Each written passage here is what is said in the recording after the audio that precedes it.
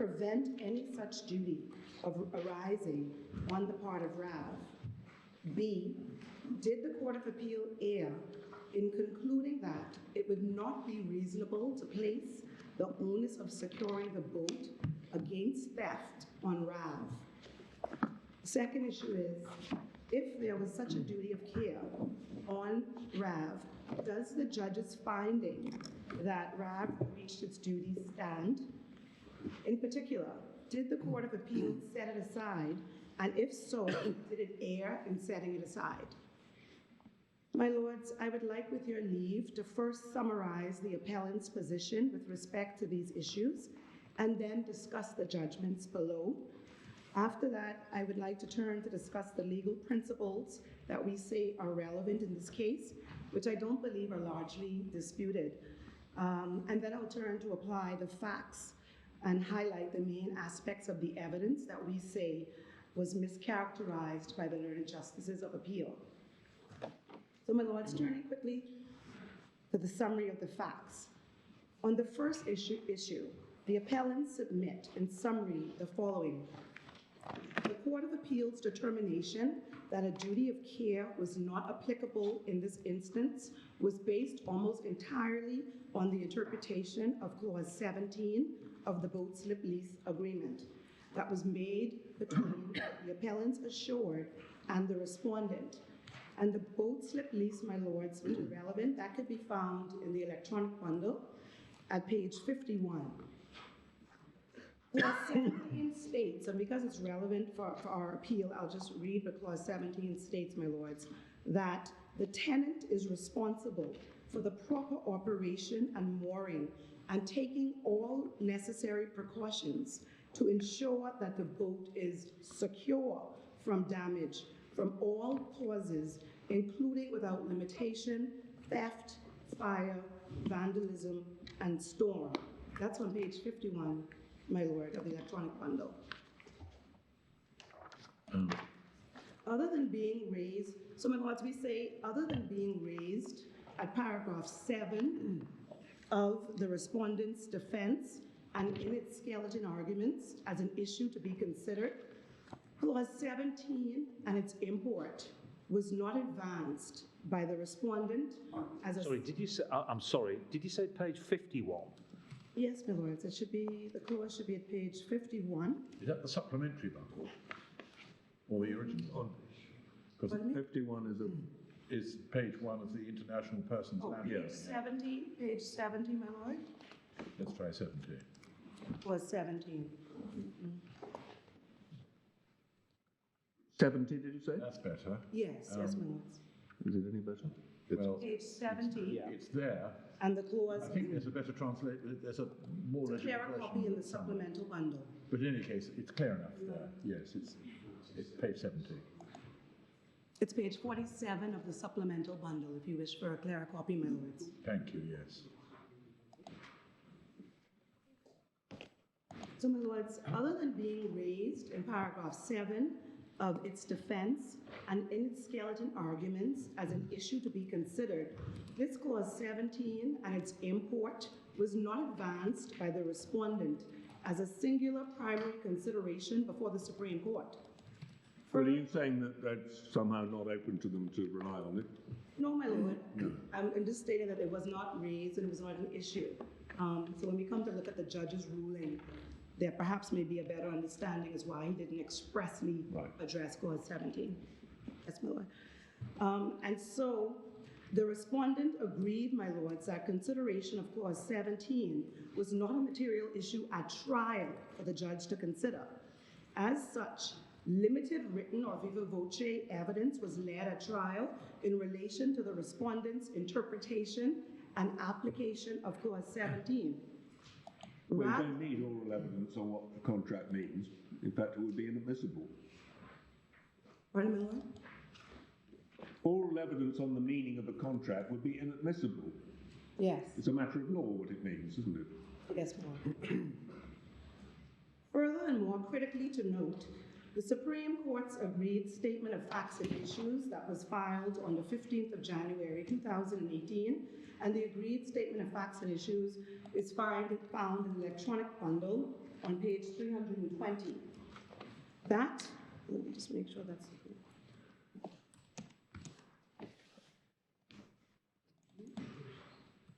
That does not expressly reference... You got a page for that? Yes, my lord, page 320. Sorry, I missed you, thank you. Sorry, apologies, page 320. Yeah. So you would note from that agreed statement of facts and issues, my lords, that it does not expressly reference the interpretation or application of clause 17 as an issue. So, my lords, against this background, it is not disputed that Justice Winder did not make a finding expressly in relation to clause 17 in his ruling. However, it is our respectful submission that it cannot be said that he did not give any consideration to the clause as being advanced by the respondent. In fact, my lords, Justice Winder's consideration and recital of parts of the respondent's defense to the claim in his ruling, he did expressly extract a portion of the respondent's defense, which included reference to clause 17. And my lords, if you would look at the electronic bundle, pages 37 to 38.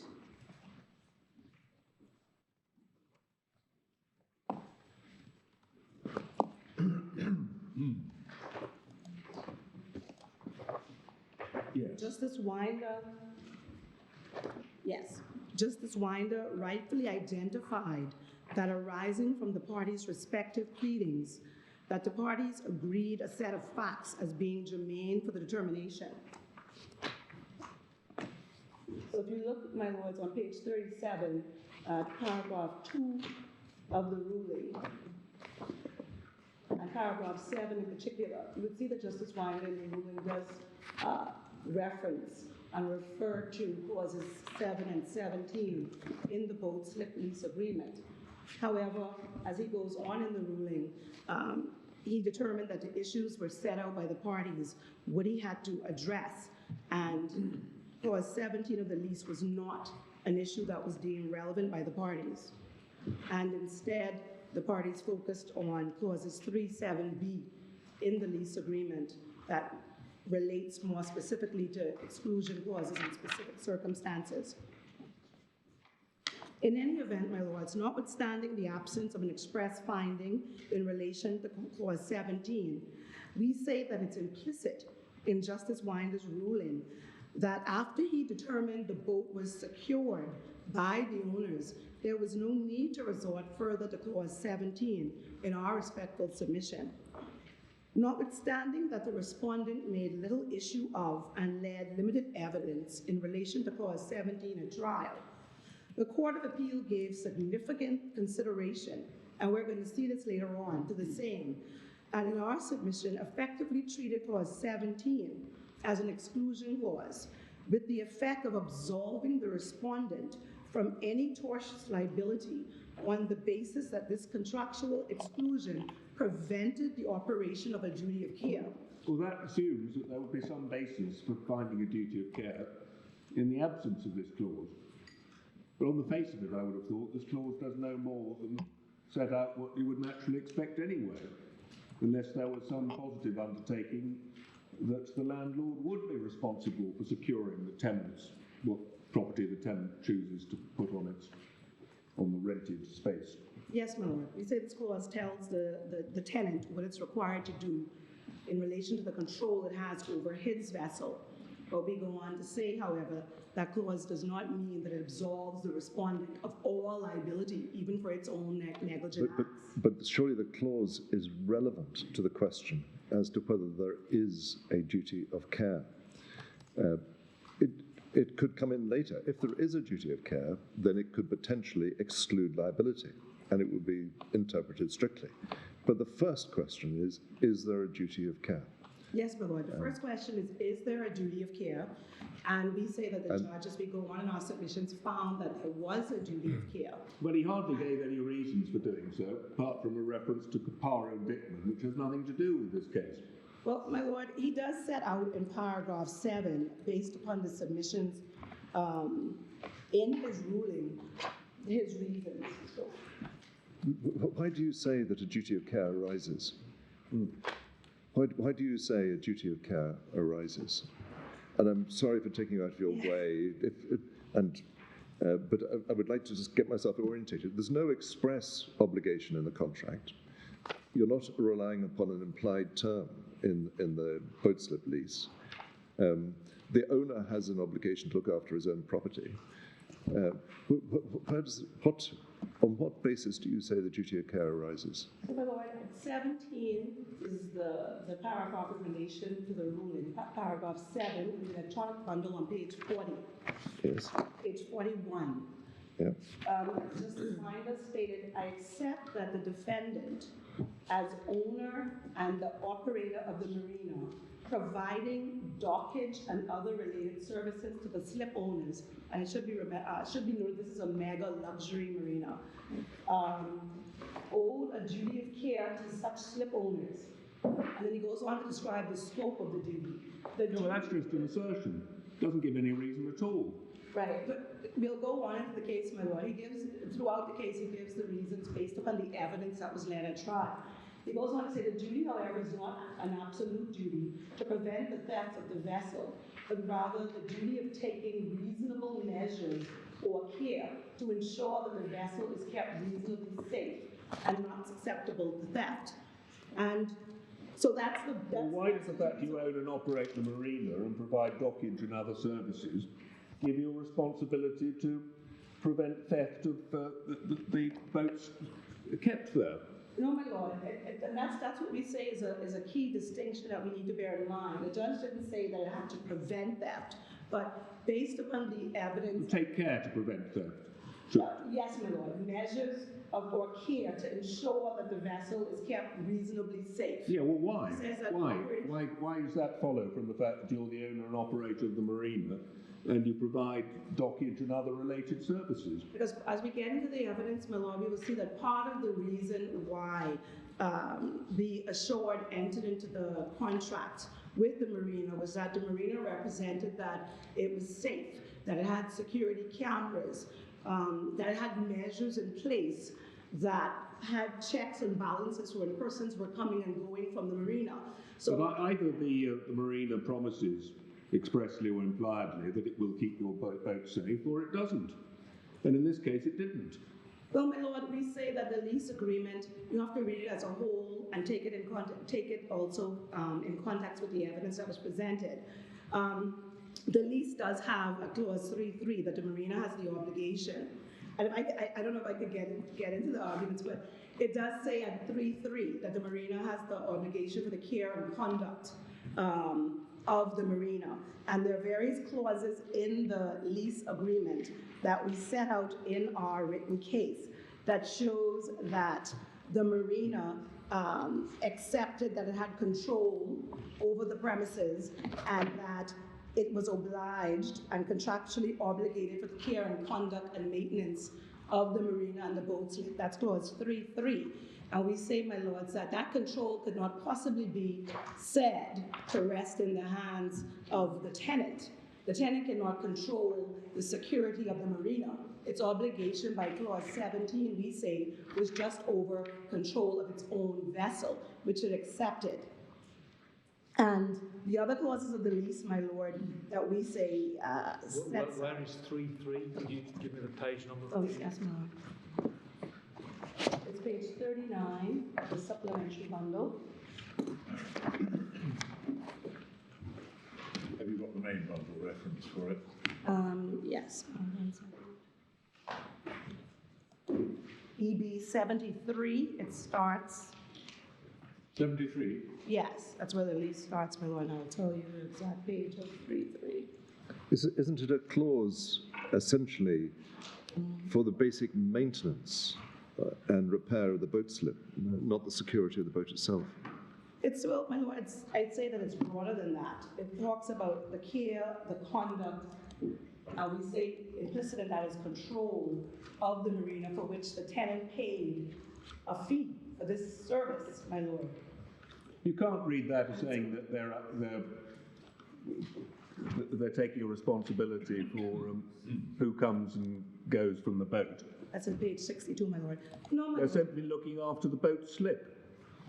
The boats. making sure it's in good condition. Yes, and amenities, however, my lord, would include the marina. But if we get Yeah, into there's water supply and that kind of thing. water supply, but also the maintenance and also the control of the marina. But if we Are get, you seriously suggesting that that is some kind of undertaking that they'll keep the boat secure from people coming or going onto it without permission? not at all, my lord. I'm saying that clause is taken in conjunction with the other evidence that we will see and the other clauses in the representations that was made by the appellant, established a duty of care on the respondent's behalf to the tenant to keep the marina reasonably safe. This clause, this is a new point. Clause 3.3, was that relied upon before the courts below? Clause 3.3 specifically was not relied upon before the courts, my lord, but the entire lease was presented to the judge for its full effect. Clause 3.3 simply doesn't say anything about security of the boat, does it? No, clause 3.3 does not. It just by So clause it doesn't 3.3 support an argument that there was some duty of care owed to keep the boats, take care to keep the boat secure from theft. No, but we don't say that was their responsibility, my lord. Clause 3.3, by that clause, responsibility was imposed on the respondent just for the care, conduct, management of the marina.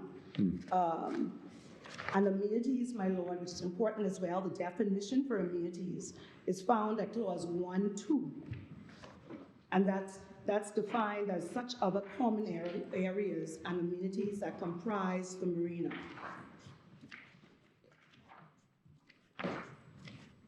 And then, my lord, since we're in the lease, clause 4.7 as well. By that clause, we say, clause 4.7, which is found on page 67, the respondent was empowered acting in such a manner as would a prudent manager of a similar marina facility to adopt and impose restrictions and regulations for the safety, care, cleanliness, and efficient operation of the marina. I was quite interested in that, in the sense that that gives the marina the power to change clause 7 in Schedule 4, does it? Make it even clearer if they wanted to. Yes, my lord. Yeah. It made it Yeah. clearer. So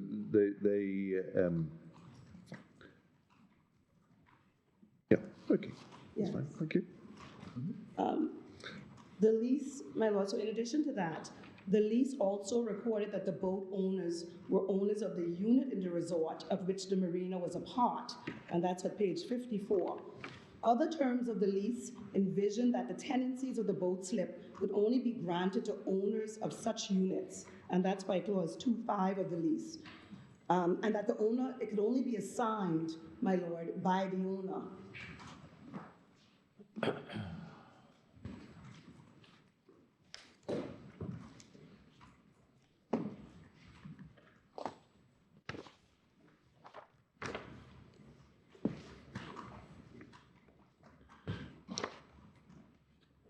There's nothing, is there, restricting the persons who could use a boat that was put in the boat slip to those who have occupied or owned units within their neighbouring condominium? Yes, that's right, my lord. So anyone who owns a boat slip could put their boat in the boat slip. But if the owner could choose who could use the boat. But it needed permission, right? Oh, the owner could choose who can use his own boat, yes. Yeah. But if the slip was going to be let to somebody else, they would have to get the permission of the marina to do that. But their guests were able to use the boat, but the guests were supposed to have a wristband. You'll see as we get into the evidence to be able to do so. And so if I just go back to just the quick summary of our main points of contention, my lord, and then I'll continue to go through the evidence. We say, my lord, that rather than clause 17 being an exclusion clause to say that there's no liability, that the effect of that was to impose a contractual obligation upon the appellants assured to take certain positive steps, most relevantly to take all necessary precautions to ensure that the boat was secure from damage from all causes, theft, fire, vandalism. So, my lord, the obligation to take necessary steps to ensure that the boat was secure from theft was one that was capable of being discharged, but it was not an absolute obligation. It submitted that Clause 17 had the intent of requiring the appellants assured to take steps, but did not state that it excluded the liability of the respondent for any negligent acts or omissions. This is clear as the other clause in the lease, which my lord had referred to, the other clause in the lease clearly stated that it was an exclusion clause and clearly stated that liability was excluded for specific acts. And if we could just look at that clause quickly, that's clause 37B on page 63.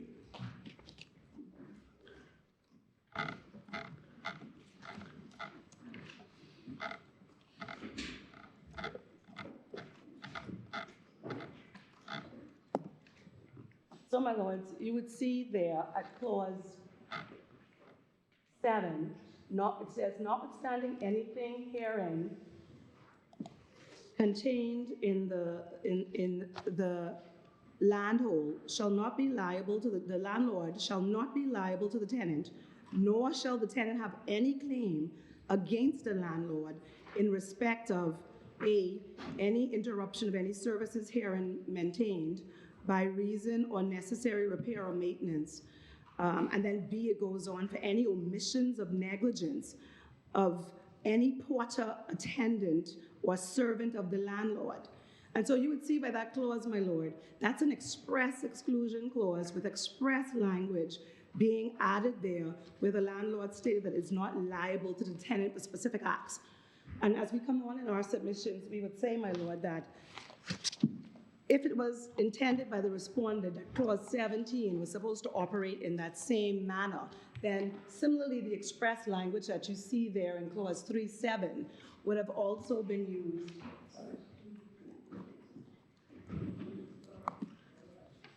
Would have also been used in relation to clause 17, but that language is just not there.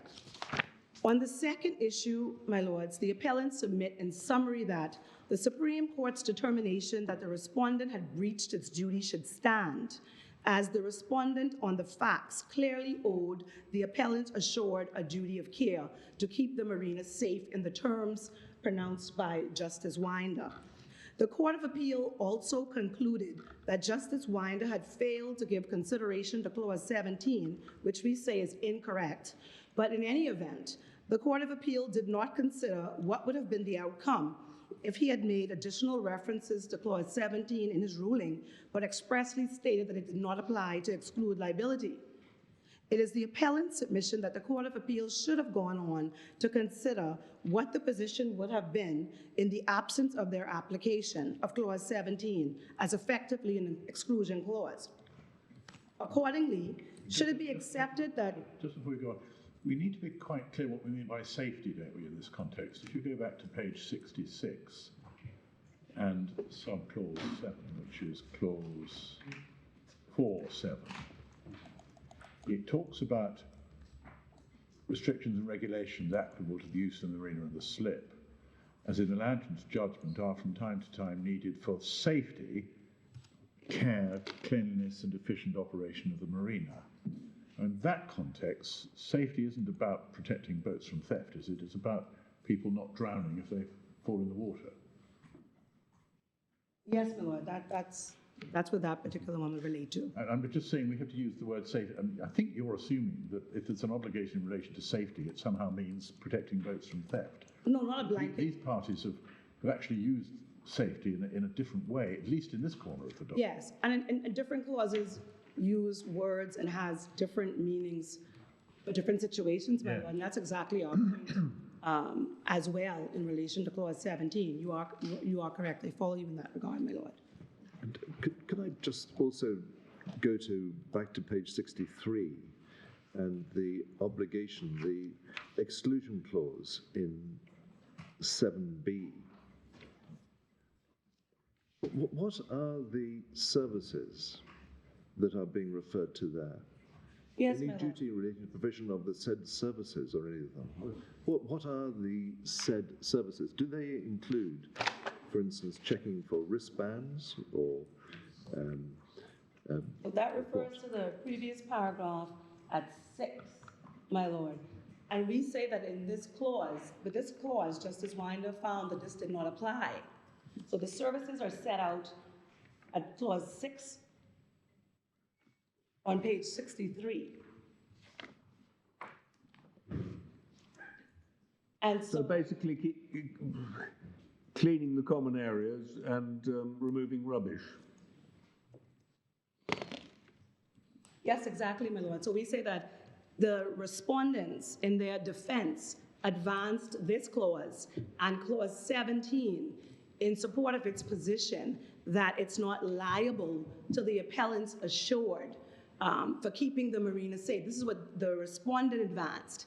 And Justice Winder and the Court of Appeal held that that does not relate to safety of the marina, and so the respondent could not rely on that clause to say that it was not its responsibility to keep the marina reasonably safe.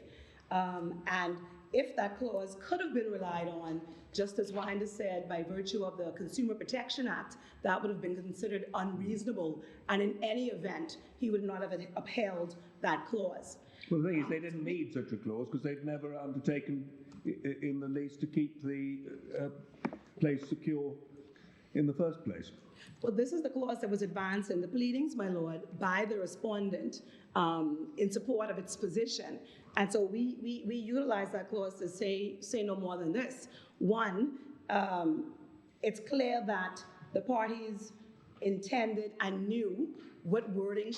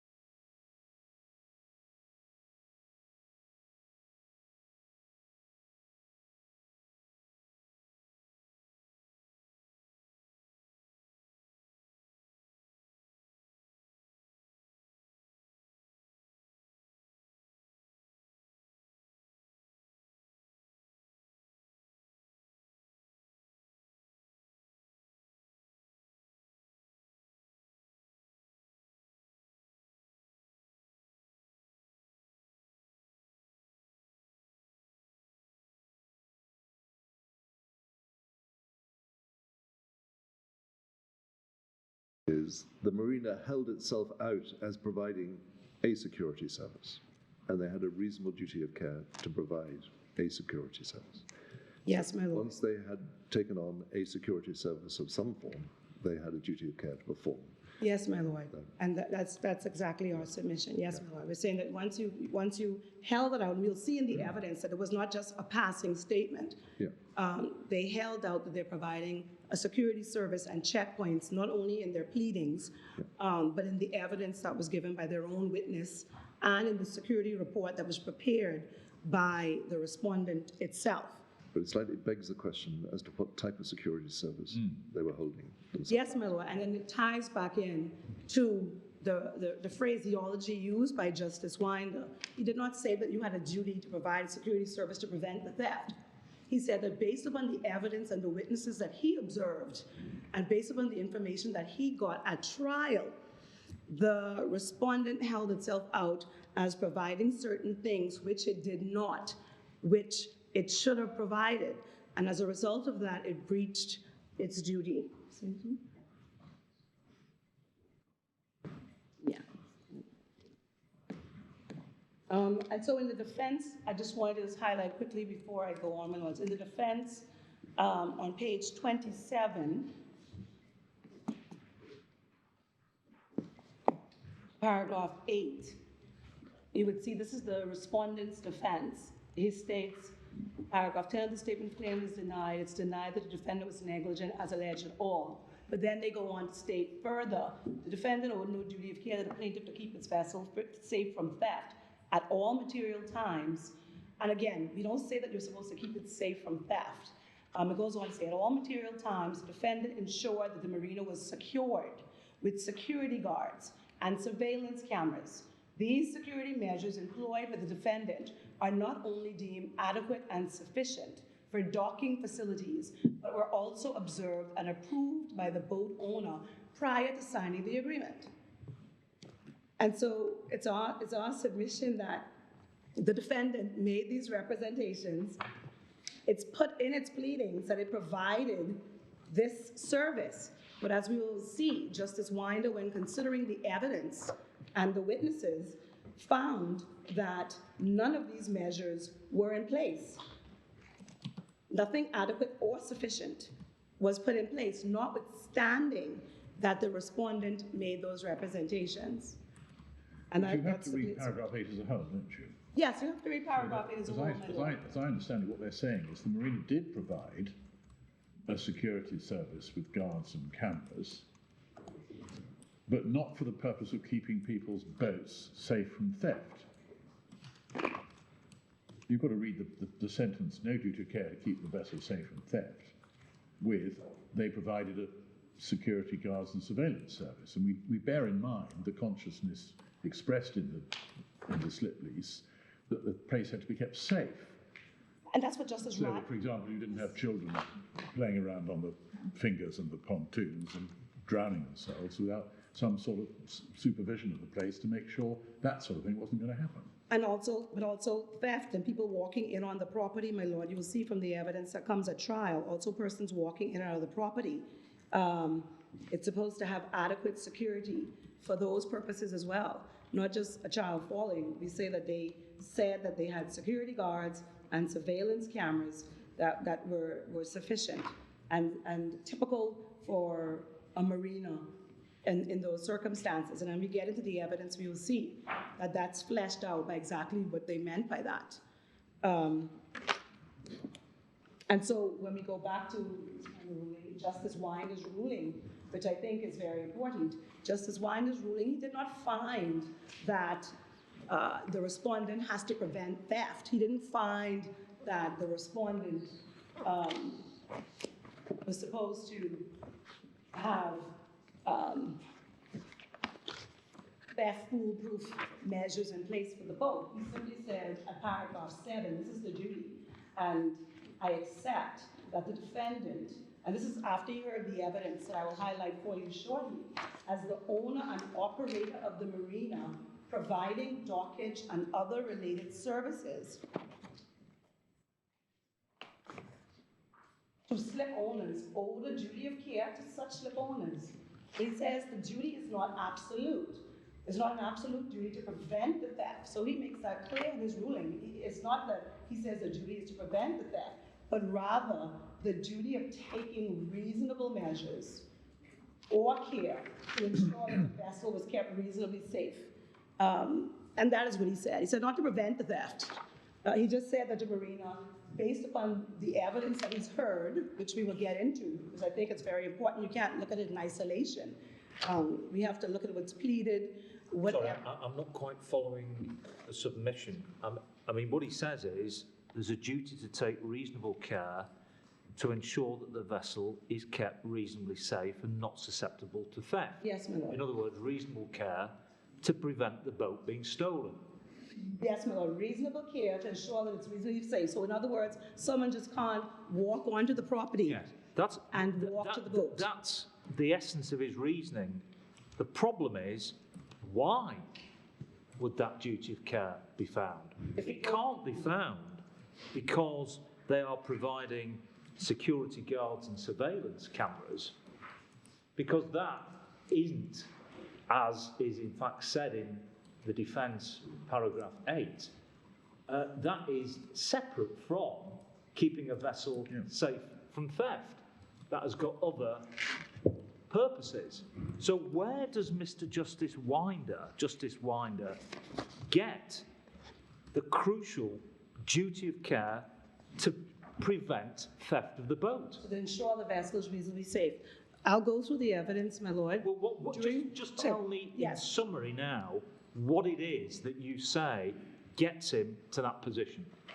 What gets him to that position, my lord, is the security department for the respondent stated in its evidence that the marina was not supposed to allow one of its employees to go on board the vessel with persons who were allegedly the thieves without seeking identification. So the respondent's own employee took the thieves, alleged thieves of the boat, onto the boat, did not ask for identification from these persons. I don't think he did take them onto the boat, did he, on the evidence? He met them on the boat. They called They the were alleged already on the boat, thieves. I think. He cleaned it before they arrived. And he met them, he came in and collected the money for doing so. I don't think he did anything to facilitate, on the evidence, their entry onto the boat. Well, my lord, that's correct. The evidence is Well, that's rather important. The evidence is that persons called Mr. Roll, who was the dock hand, and stated that they were the owner of the vessels and that they were sending a captain to remove the vessel from the property. The respondent's employee, Mr. Roll, then arranged for the boat to be cleaned, went to the vessel. There's no evidence as to how he got into the vessel because the evidence before the court and the judge's finding is that the vessel was locked. So we don't know how he got into the vessel. The judges of the Court of Appeals start to speculate and say maybe if it was broken into or if he jimmied it, but there's no evidence. So he met the persons, the evidence is on the boat, did not ask for identification, and allowed the vessel to sail off, did not call back to the office to check whether this was the correct person, sought no verification. And because of his actions, we say, he created part of the danger for the vessel to be stolen. But there was no system in place for seeking verification. The claimants have never been asked. We've got no evidence that when they permitted one of their friends to use the boat, they were asked for identification. Well, they were supposed to wear a bracelet, my lord. We will see. They were supposed, if you are on the property by virtue of being an owner or a guest of an owner, you're supposed to have a wristband to identify. Just assume for one moment you're supposed to have a wristband. Where is the finding that these individuals did not have wristbands? Well, my lord, pardon me? Yes, my lord, there's no evidence to say that they did not have wristbands, but there's evidence where Mr. Roll was the deck hand, and the security, head of security stated, and if I could just direct you to,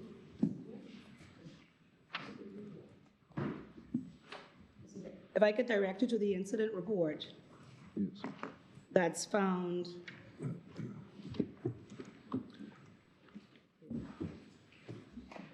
on page 597. 597, yes. And this is the security department's incident report that says,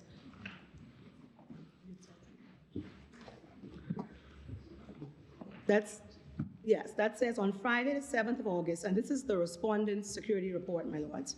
On Friday the 7th of August, 2009, at 4:10 p.m., Mr. David Roll received a call from Mr. Anthony Modrono, owner of Rum and Coke, informing him that his boat was stolen. Mr. Roll noted from daily vessel reports the boat was moored at Dolphin Slip 16 from Friday the 19th of June, 2009 to Sunday the 19th of July, 2009. The boat was present on both Tuesday, Wednesday, 21st and 22nd of July, 2009, but was not present on Thursday the 23rd of July, 2009. Mr. O'Neill Roll, the dock master, and this is the employee of the respondent, indicated receiving a call from Mr. Anthony Modrono, yacht owner, to have the water line of the yacht cleaned and turn on the AC and freshwater pump for a price, $400. Now, also we'll see in evidence, Mr. Roll never met the owners, my lords. Mr. Roll met an individual whom he assumed was a captain, who paid him the sum of $400, the amount agreed by himself and Mr. Modrono. Mr. Roll did not ask for identification, did not seek assistance from a senior person, did not ask Mr. Modrono for fax verification of the individuals arising to take possession of the yacht, did not have the persons taking possession of the yacht complete a vessel release form. The vessel release form is in place for authority of individuals to take possession of property. What steps is necessary for this process to proceed forward should be implemented. So we have here Mr. Roll, my lord, as the employee of the respondent, who has never met the owners of the vessel before, never met any of them, however, accepts a call from someone who says that he is the owner and just facilitates and assists in the vessel getting cleaned and released without so much as asking for an identification. So even if we submit there was no procedure in place that required him to get something signed, we would say that there's a basic duty of care upon you. If someone's trying to remove a vessel that they're paying $200,000 for the slip to be docked at, that you would at least ask for some identification. Excuse me, my lord. And then, my lord. So what was there a vessel release form system? I mean, There was no vessel release form system in place unless the marina had the key for your vessel, is what I believe came out in the evidence. And so the security department is recommending for this process moving forward, something should be implemented. So although it's called a vessel release form, in reality it's more a key release form. Yes, my lord, yes. If you haven't got a key, you've got to have a form signed by somebody as having taken it with the owner's consent. Have we seen the form? Is the form in the bundle? The key? No, the vessel release form is the standard form in the bundle. No, my lord, no. But evidence was led, I believe, at trial that would only relate to if they were holding a key. But the point of this security department is that it showed there was various shortcomings and that the employee of the respondent basically assisted in the danger that was created for the vessel. And yes. But what I'm saying is, if there is, it's accepted, I think you're saying, I think you're accepting, there was no vessel or key release form in place at the time, and therefore any criticism of Mr. Roller for not implementing that scheme is misplaced. Yeah, there was no scheme. I think there was. I think the evidence is there was a scheme, but it didn't apply where you looked after, where you had your own keys. It only applied when the marina looked after your keys. Yes, but so in this situation, he can't be criticised. Not for that aspect, my lord. The criticism of Mr. Roll's behavior is that he didn't, having not met the owners of the vessel before, he did not seek any part or parcel of identification from the persons before they sailed off in the vessel. And we say that can't be right. Is it any part of an employee's marina dock master's job to control the departure of vessels? I mean, no, it's not their responsibility. Somebody wanting to remove a boat from this marina, even if they're the owner of it, has to get permission, sort of radio up the marina and say, we want to leave, can we please have permission to go? I anticipate there isn't any such evidence. No, my lord, there's the wristbands that if you are wearing the wristband, that shows that you have the authority to take the vessel out. The security is, and the measures that the marina should have in place is to control persons from entering, not coming in boat, not coming on a boat or leaving on a boat, is to control persons from walking from the outside through the marina to get to the boat.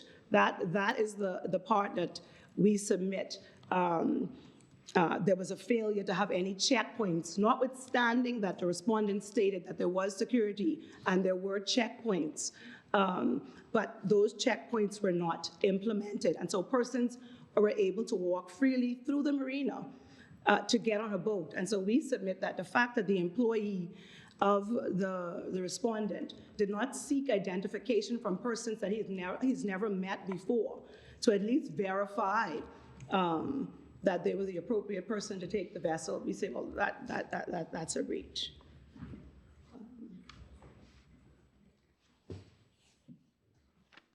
Or was it Mr. Modrono's evidence that whenever he went into the marina, he got a wristband and there was a system in place that...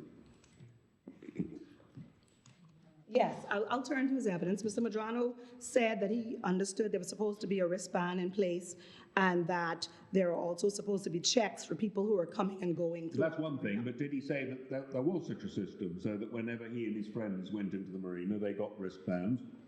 Was there an operational system that he says that... I don't want to misquote. I'll just give it with a moment, find it, my lord. But Mr. Modrono did give evidence that he anticipated there was a wristband check that was in place, that they were supposed to wear a wristband. Whenever he came into the marina, he would have to clear customs and then go into the office to register. And that if he had to lend out his bow slip or if he had guessed, that he would give them a wristband. And I could just find some of that evidence for you, my lord. If you look at page 105,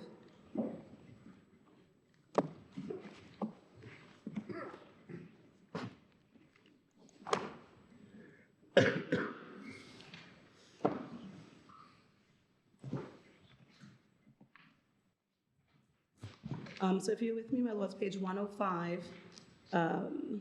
When Mr. Modrono was being questioned by the investigator, it says, can anyone from the street walk into Bimini Bay compound and walk into somebody's boat and drive away with it?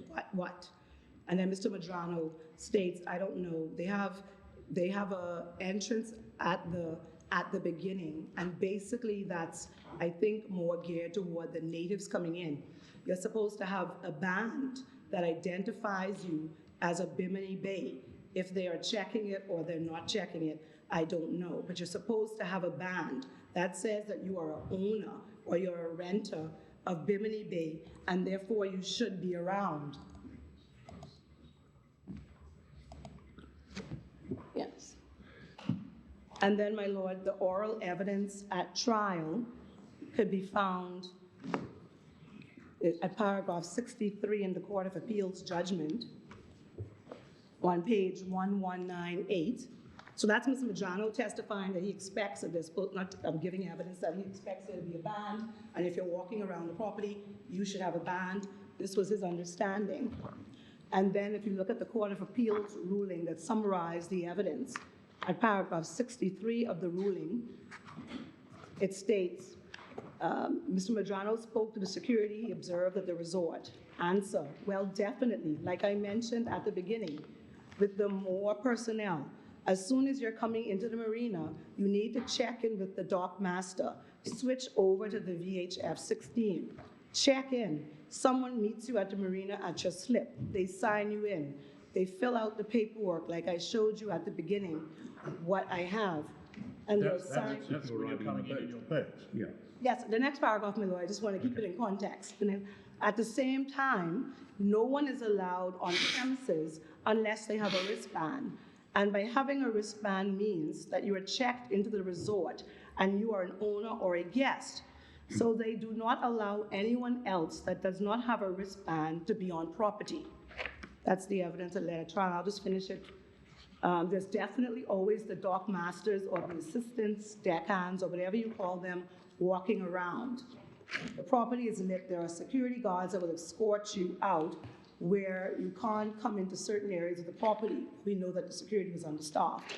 Well, you can't come into the property without bands, and there are supposed to be cameras on the office and continuous checking doing the rounds of the marina.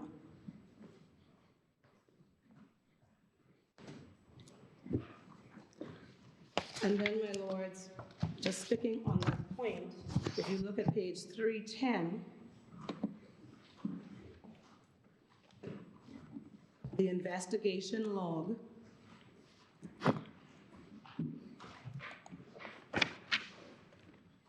about the fourth paragraph down, it reads, this is the investigation log. According to Ferguson, the front entrance to Bimini Bay Resort and Marina is monitored 24 hours a day, 7 days a week by a security guard. The guard at the gate is there to monitor the entrance and exit and not to challenge individuals walking or driving in and out of the resort. The resort is open to the public. However, a wrist bracelet, which is provided at check-in, is required to be worn by the residents and guests. The bracelet allows the guests free access to the marina and residential area. The marina is open and one may walk into the resort and proceed to the marina by foot without passing any security check or locked gates. Thus, an individual may ultimately board any vessel there. And this is what we say is not... Well, that's unhelpful to you, isn't it? It's saying that it's open to the public, and although residents and guests are expected to get a wristband, anyone, in fact, can walk in and get to a boat without having one. No, but you're supposed to have a wristband, my lord, on to walk about the property to get to the boat slip. But it's not the job of the guard to challenge individuals. The resort is open to the public, so anybody can walk in, any member of the public. There's no expectation they'll be challenged by the guard. But it's expected, my lord. Wristband is optional. No, my lord, the wristband is required to be worn by the residents and the guest of the residence. All right, if you're not a resident or guest, you're allowed to wander in without a wristband. And then it goes on, my lord, yes, but this is why I think part of the reason Justice Winder found that there was a systemic failure in a proper system being implemented, and that finding was supported by the security of the respondent. And then Ferguson advised that Bimini Resort and Marina is funded for 28 guards. However, they are short-staffed at the time. The guards are rotated between 3 to 8 hour shifts. So they're supposed to be guards, but we know that there were none or they were short-staffed. If you're a resident or a guest, you're supposed to wear a wristband to show that you have authority to be on the property. If you're not wearing the band, then obviously you're not an owner or a guest. There's supposed to be security measures where security cameras were supposed to be implemented. Well, we know that they were not working. We know that the appellant assured, expected, and was led to believe that this wristband system was implemented and that there was some basic measure of safety at the marina.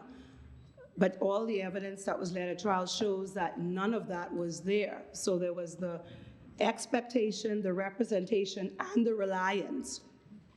And I accept not to stop the boat from getting stolen, but that there was some measure of control regarding persons around the marina.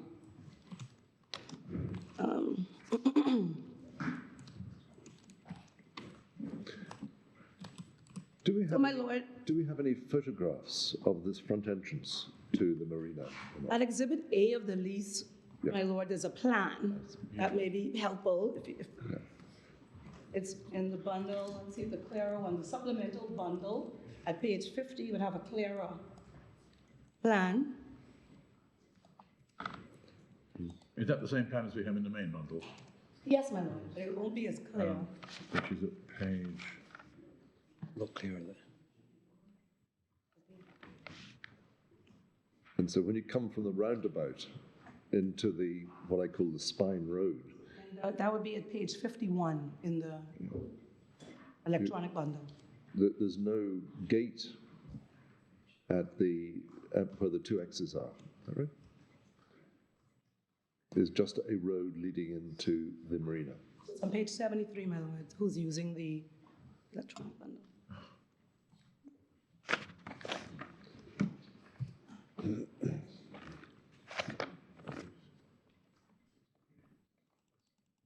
There are two security buildings there, my lord, but it doesn't appear to be a gate. Yeah, okay. And is that a fenced area adjacent to the roundabout, or is it a just? Are those bushes, or what are the little dots along there? Those are bushes. Yeah. But they're supposed to be in the evidence. It came out as security checkpoint at the entrance. And you will see by the roundabout, it appears to be two booths there. There's two boxes with an X, is that what you're referring Yes, to? ma'am. Yes.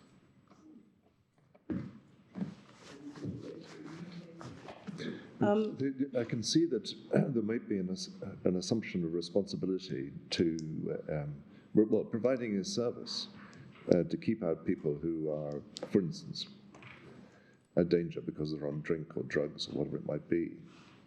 Yes, ma'am. So if somebody was injured by a person who was affected in that, who was let in and wasn't removed, that might be, so protecting from harm from people who are undesirables.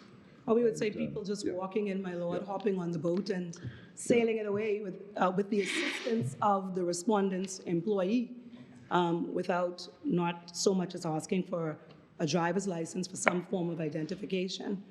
If you're intent on stealing the boat. I think And what again- the point Lord Stevens is suggesting is that there's a difference between keeping out locals who might come along and have a party on someone's boat or smash the windows, and keeping out somebody who walks in wearing a captain's hat in a business-like way, gets onto the boat and sails it away.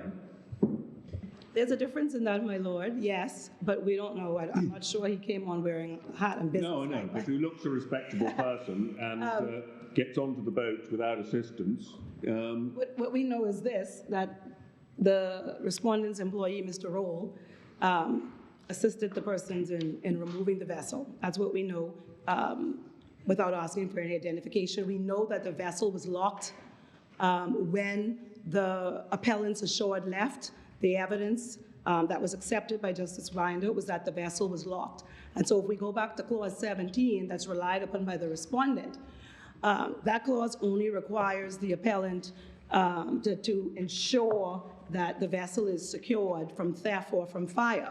The evidence is that the appellants assured complied with that requirement.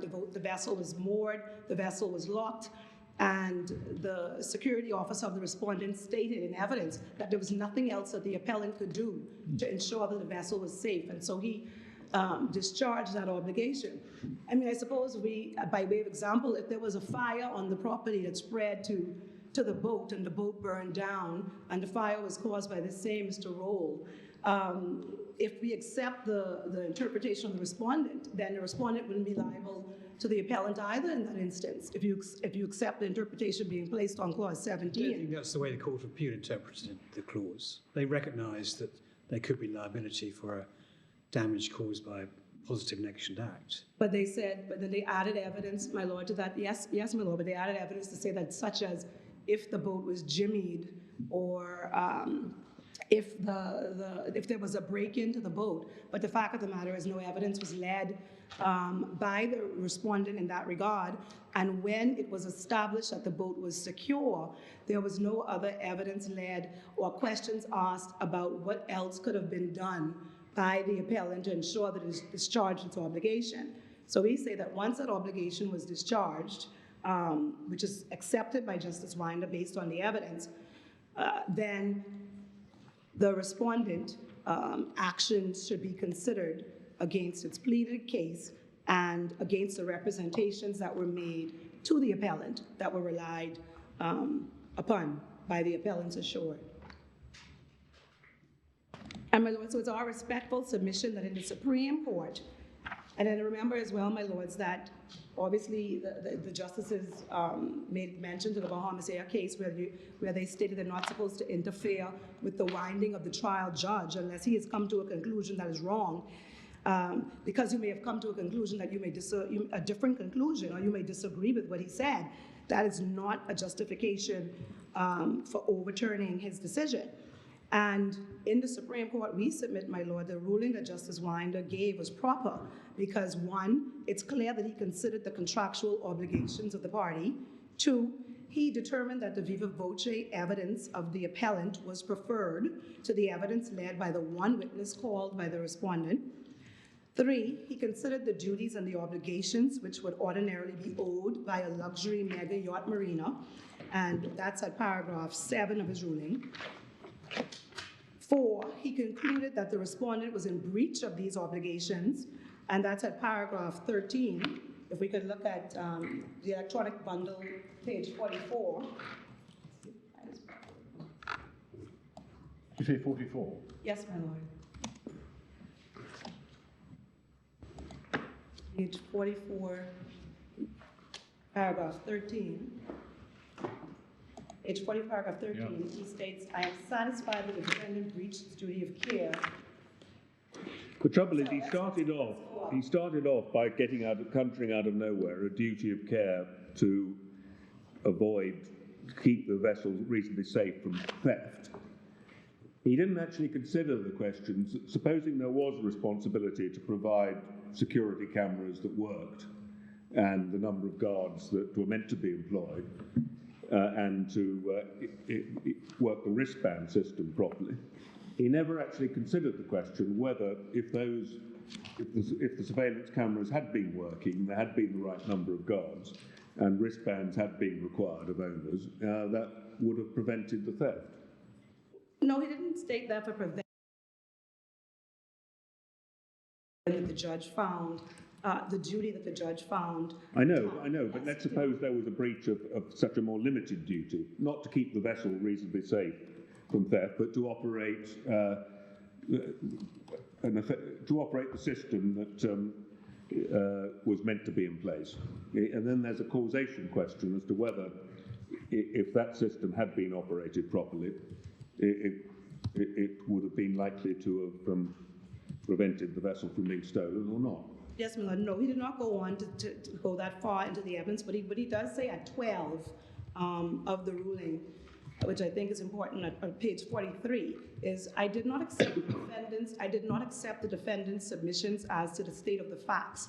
I have no hesitation in indicating that I prefer the evidence of the plaintiff's witnesses. Having seen and heard the witnesses who gave evidence in this case, I accept the following facts. 1. O'Neill Roll, the dock hand employed by the marina, was contacted by an unknown individual claiming to be the owner of the vessel. This unknown individual requested that the vessel be cleaned and made ready for sailing. Between the 17th and the 19th of July 2009, without making any inquiries and without confirming the identity of the caller, O'Neill, the defendant's employee, entered upon the vessel without lawful permission, cleaned the vessel, and prepared it for sailing by cleaning the water lines. On the 19th of July, Mr. Roll personally accepted the sum of $400 from the unknown individual as payment for cleaning the vessel and preparing it for sailing. At no time did the defendant seek to obtain any verification of the individual's identity or confirm the individuals had any right to board or access the vessel. 2, the vessel was indeed stolen. So the judge accepted this as a finding. The vessel was indeed stolen from the marina, as the vessel's owner did not authorize anyone to use or remove the vessel from the dock at the defendant's premises. 3, the evidence did not support a finding that the owner of the vessel was involved in its removal. 4, whilst the vessel may have been unlocked at the time O'Neill prepared it for sailing, I accept on balance the evidence of Modrono that the vessel had been secured at the time it was last used by him. 5, the marina did not have surveillance cameras as alleged by the defendant in its submissions and its pleadings. In his interview, Doug Black, the director of the marina operations, accepted that at the time of the incident, there were no cameras anywhere in the marina. He stated that just after the theft of the vessels, cameras were placed in the key money change locations. 6, Alfonso, an experienced investigator, was hired by the plaintiff as the... Well, I'm not sure you need to read the whole of 6, do you? And so, no. I mean, there are two critical there are 2 points he makes, aren't there, that are relevant. One is that there was no request for identification, and so the critical question is whether it was the responsibility of Mr. Roll to have asked for identification. And the other is that the cameras weren't working, but that doesn't seem to follow through into any finding that if they had been working, that would have made a difference. No, but it said that the respondent had represented that they were working. I know, but unless it would have made a difference, it doesn't, if they had been, it really comes down, doesn't it, to whether there was a duty on Mr. Roll to ask for identity. And it's our submission, my lord, based upon the judge's finding that if you are having a dialogue with persons that you've never met before, and assisting them in removing a vessel, yet one should at least ask for identification, or there should be some confirmation that a check was done by a wristband or otherwise that this person was authorized to remove the vessel. And in the security report that was prepared by the respondent, there's no evidence that Mr. Roll saw a ban or checked or asked for any identification. It's accepted that the form for the boat to be removed was not signed or prepared, but we say that that does not absolve the respondent from the other responsibilities. Well, the question as to whether the dockhand, Mr. Rowley, owed a duty of care is exactly the same question as to whether the marina as a whole owes a duty of care. If the marina doesn't, it's very hard to see how the employee of the marina does. That is, the duty of care will be here to protect against the risk of theft. That is, theft by a third party, to protect an owner from being damaged by a third party. Yes, my lord. And at the moment, I have difficulty in seeing how Mr. Rowley owed any duty that was any way different from that owed by the marina. Well, we say, my lord, yes, we accept that, my lord, and we say that the marina did have a duty to at least ensure, as I say, that there's reasonable measures in place that could have prevented this sort of thing from happening. Not necessarily prevent theft of the boat, but there should have been reasonable measures in place that could at least reduce the likelihood that someone could come onto the premises, go onto the boat, support it. You keep on saying, you've said it a few times, that you don't think that there was a duty of care owed by the marina to prevent theft of the boat. Is that your case? My case, my lord, just to be clear, our case is that the marina, the duty to prevent a theft is not absolute.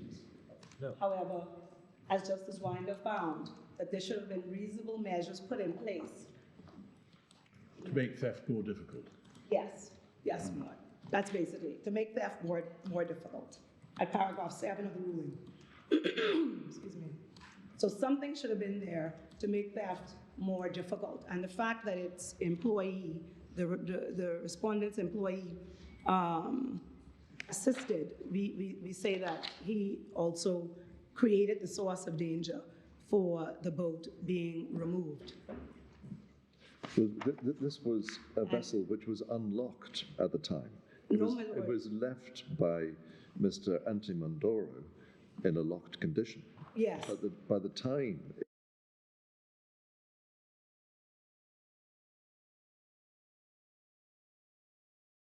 Locked when Mr. Roll got there. The evidence is that That wasn't his evidence that it was unlocked when he went onto it. the owner stated that the vessel was secured. Yes. I know, but when Mr. Roll's evidence was that when he went onto the vessel, Yes, it we was said not when he locked. went onto the vessel, So in between, the gentlemen were there on the vessel. Yes, my lord. Well, no, he first went onto the vessel But also I to should turn on add- the air conditioning Yes. and to turn on the water pumps. yeah. Yes. And to arrange for somebody else under his supervision to do the water lines.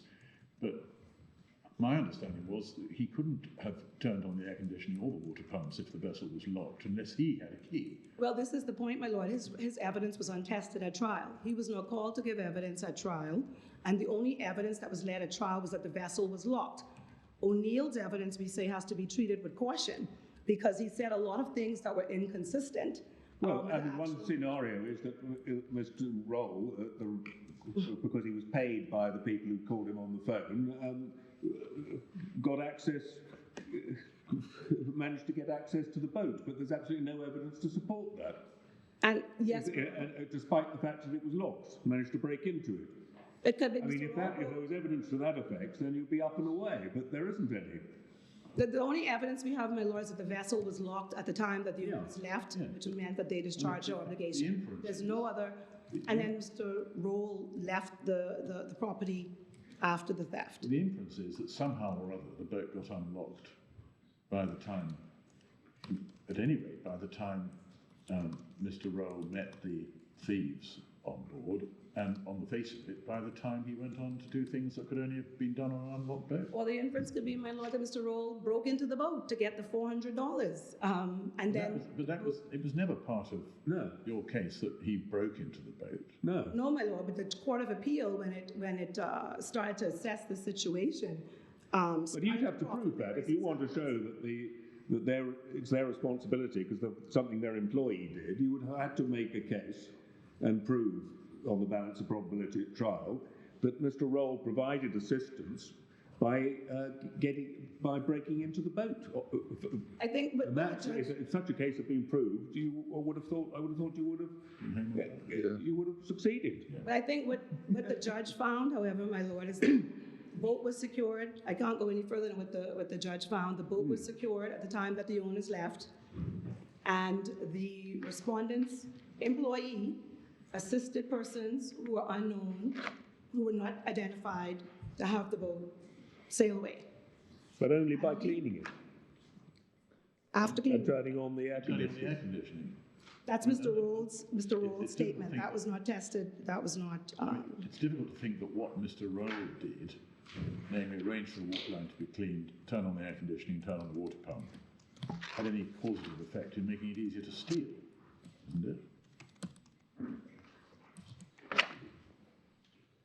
It made it be a little more comfortable to steal, and it may have looked a little prettier while being stolen.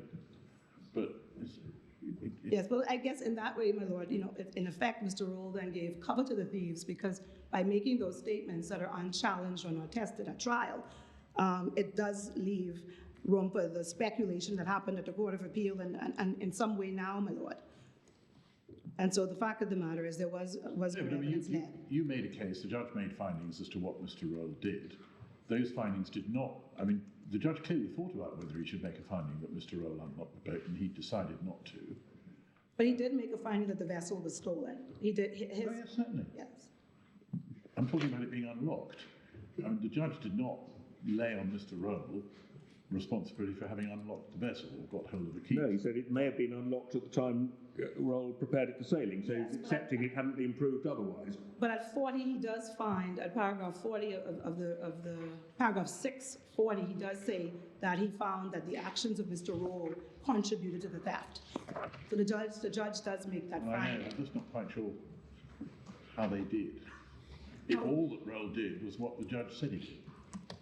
Yes, well, the judge set out what he said was done. Yes. And upon hearing the evidence led at trial by Mr. Modrono and the investigator, the judge made the finding, based on the evidence that he heard, that the actions of Mr. Roll contributed to the theft. And I don't think that that was challenged. Where does he make that finding? On page 44, my lord, 24. on page 44 of the ruling, in the electric bundle, I apologize, on page 44, paragraph 12, Sorry, 24 of the electronic bundle. 44, I think. 44. I just had huge difficulty with that. The actions of Mr. Rowe contributed to the theft yes. by cleaning the vessel. And he is blamed by the marina, actually. Oh, I see that, For yes. not challenging what occurred, the person's coming. But that's just what Alfonso said in his report, isn't it? Yes, but then the judge goes on to say, on balance, I accept these findings I see. of Alfonso, and Alfonso did give evidence at trial. So he was able to see Alfonso. He was cross-examined extensively at trial, and then the judge found that the actions of Mr. Roll contributed to the theft. So which actions are those? The actions of basically giving cover to the thieves by helping them, taking them onto the boat, not asking for identification, not challenging their authority, not questioning their authority. Take them on the boat. Sorry, He went not- on his own to the boat to ballot it. Well, And yes. then on the second occasion, as I understand it, they were on the boat by the time he came on the scene. Based Which was upon just to Mr. collect his Roll's- money. Based upon Mr. Roll's evidence, but he took a phone call from persons that, the judge says, he took a phone call from persons that were not identified or known to him, Asking him to do the balloting. asking him to do these things. He did not check with the marina. The marina themselves blamed him for his actions. The marina's own employee gave evidence to say that he would not have done those things. And then the judge also heard evidence that, again, no identification was sought, excuse me, and that the vessel went away. And so after hearing all the evidence and hearing the evidence of Alfonso and hearing the evidence of Mr. Roll, who was the respondent's own witness, confirming that basically what was done was not proper, the judge came to the finding that the actions of Mr. Roll contributed to the theft. And we say, my lords, on a balance of probability, that that cannot be said to be wrong and should not have been interfered with by the Court of Appeal judge. I mean, later on in page 45, he says that the failures of Mr. Roll facilitated the removal of the vessel, which is Yes, a little less strong. I mean, in fact, to succeed, it would have to be shown that they actually caused the theft, wouldn't it? we submit not for the breach of duty that Justice Winder held that they had, my lord. I think Justice Winder made it clear to say that it was not an absolute duty, but that the marina had an obligation to have some system or measure in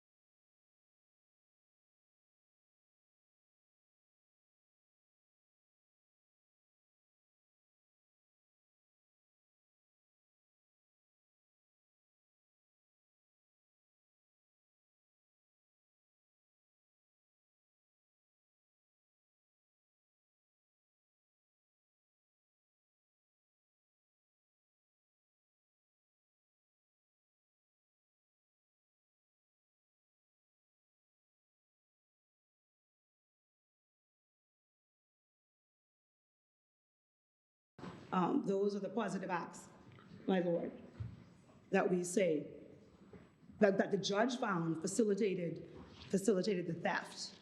Well, these failures, he says facilitate. Yes, That is an omission, isn't it, to do something? yes, my lord, yes.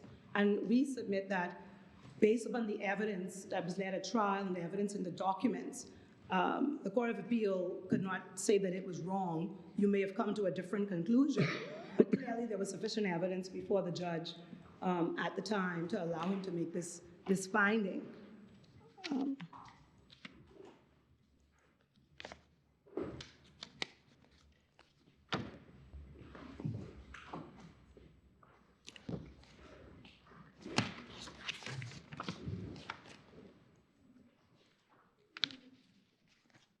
And so, my lord, we say I that have if you... great difficulty in understanding what actions of Mr. Roll contributed to the theft. I mean, somebody could have turned up at any stage. The boat was open, and all they had to do was press the button, and the engine would start. And No, my lord, this is it. It's about some speculation. We don't know if the boat was open. What we do know is that there's no the finding. owners say that the boat was... So someone broke into the boat presumably. There's a finding that Mr. O'Neill, there's no finding that O'Neill Raleigh unlocked the vessel. So he has to gain access to it, and there's no finding that he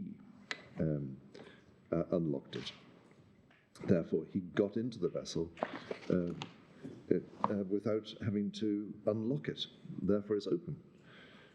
Yes, my lord, that's all. The only thing that we have, my lord, as well, in support of that position is the incident report.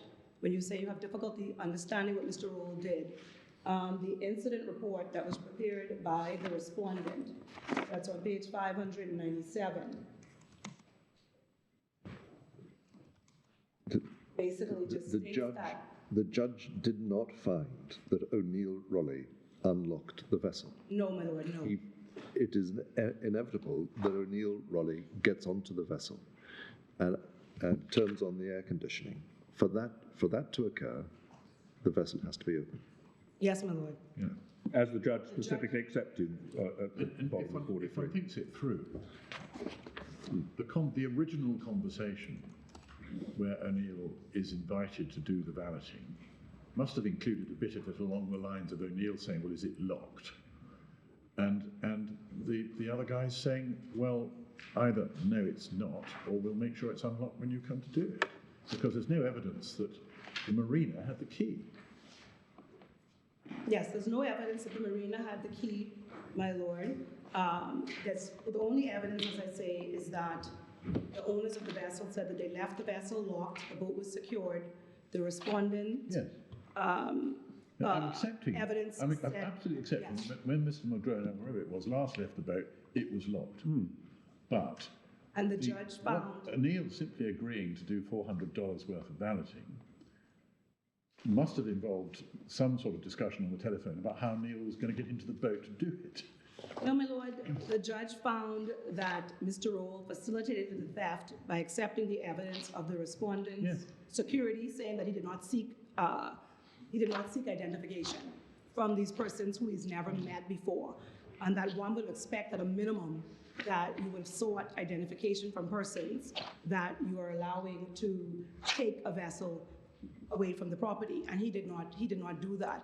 And the respondent's own witness at trial, Mr. Roll, said that basically he would have thought that that would have been done, and that was not done. And so the court accepted that Mr. Roll, by virtue of those actions, contributed to the theft of the vessel. And as Mr. Roll was employed with the respondent, there was a breach in that regard. And we say that based on the evidence, the judge wasn't wrong to make that finding, that Mr. Roll contributed to or facilitated. He didn't say he caused the theft or that he broke into the vessel, no. But certainly, the judge accepted the respondent's own evidence at trial that what Mr. Roll did was wrong. So upon hearing the respondent, and again, hindsight is always better, but upon hearing the respondent say that what Mr. Roll did was not right, upon hearing the respondent say that policies now have to be put in place to stop this type of thing, and upon hearing Mr. Alfonso give evidence at trial, the judge found on a balance of probability, it didn't have to be beyond a reasonable doubt, that the actions of Mr. Roll contributed to the theft of the boat. So in the statement of facts, paragraph 7, it's recorded that Mr. Roll said that he was told the vessel would be open. That's right, so it's page 1243.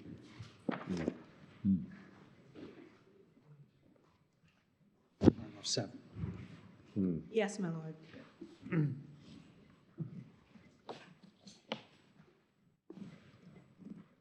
And of course, my lord, we know that Mr. Roll as well said that the persons that were calling from a 305 number, but we know that the person's calling was from a 954 number, and we know that Mr. Roll makes a lot of statements that were untrue. And this is why we say that to a certain degree, his evidence has to be treated with some caution based upon the inconsistencies that were found to be in the same.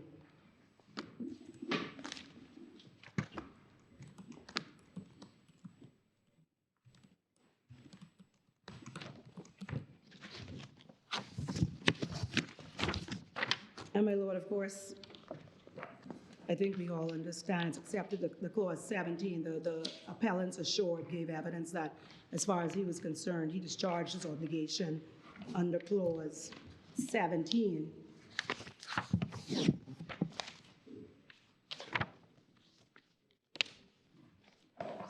Indulgence, my lord.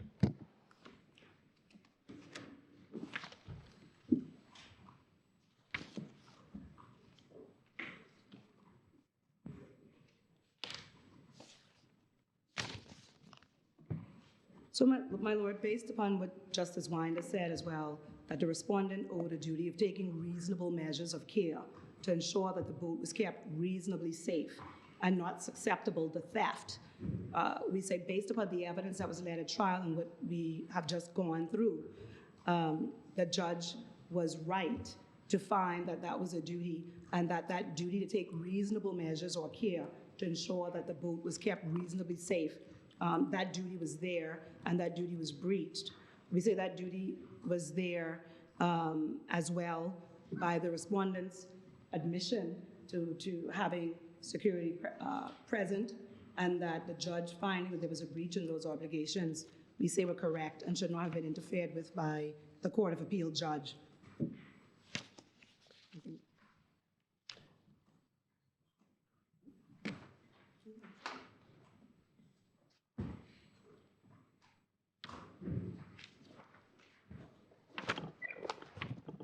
And if we have asked the court's indulgence for one moment, my lords, just to make sure I jumped around.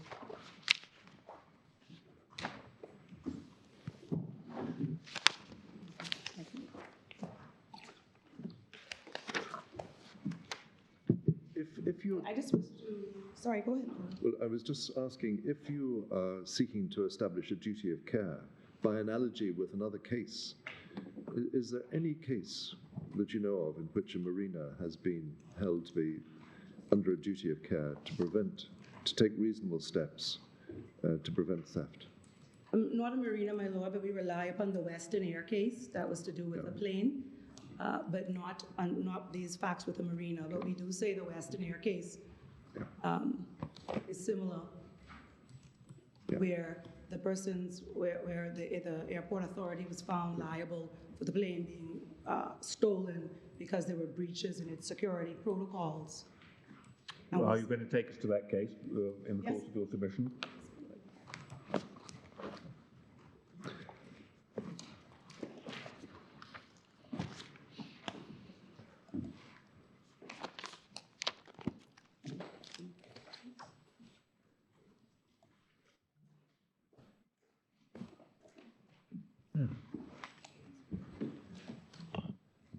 I mean, since the decision in N against Poole, one always starts with looking for an analogous situation. I'm not entirely convinced that security around an airport is exactly analogous to security around a marina. So, We say, my lord, it comes a question of control. And if you look at... If you're relying on the case, it'd be helpful if you could explain it to us and explain how it supports your argument. Yes, my lord. This case, my lord, was brought by the... Can you give us a page number? Oh, sorry, my lord. It's on page 1313. Thank you.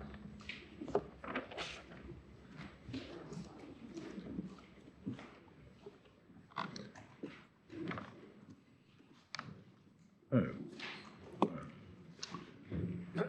it's been 3 months,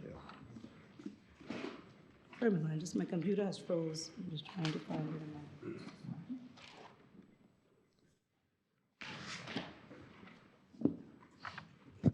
Yes.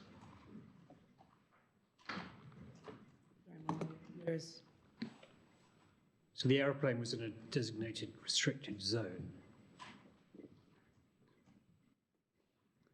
And the individuals can provide their own security. Yes, the airplane was in a restricted zone. The airport authority was supposed to provide security for the plane. The plane, my lords, was taken, and the court found that the premises, the gate that was supposed to be around the premises was damaged. And, I'm sorry,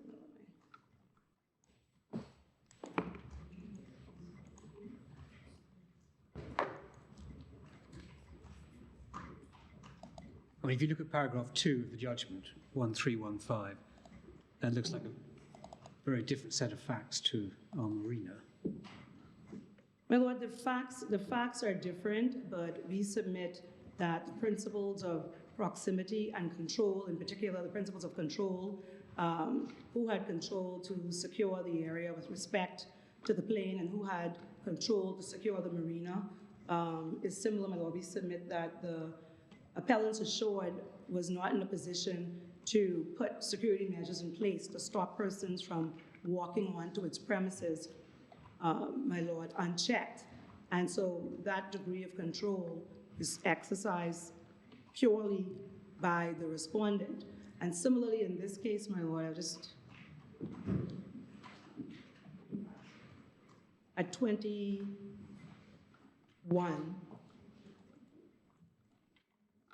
where the justices state, quite apart from the context of statutory duty, it was the appellant claim generally only appropriate to impose a common law duty of care for failing to prevent harm caused by third parties in certain limited circumstances.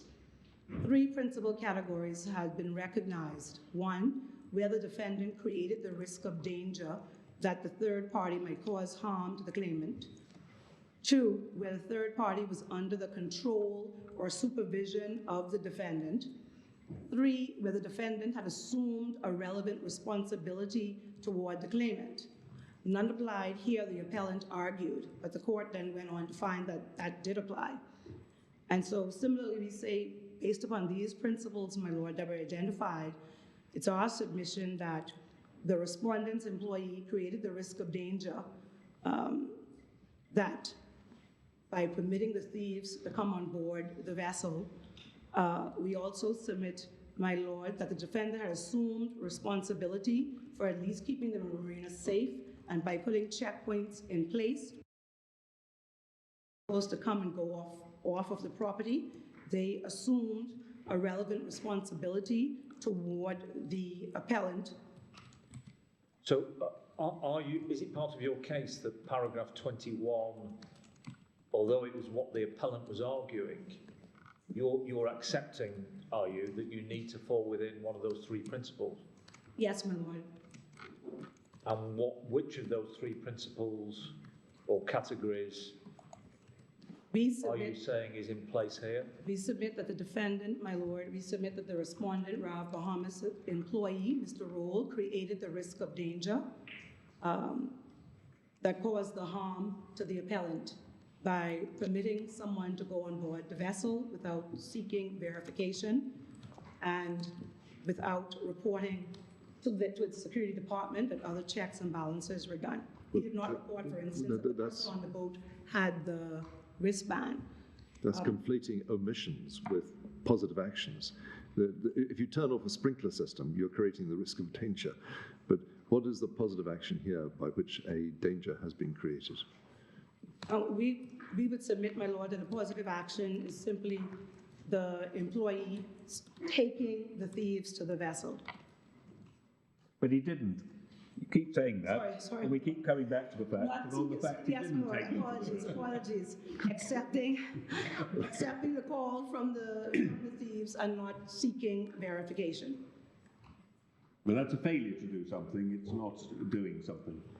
Yes, my lord, that's correct. We would also say, my lord, that the respondent assumed certain responsibilities toward the appellant when it promised that it would have various measures in place that were not there.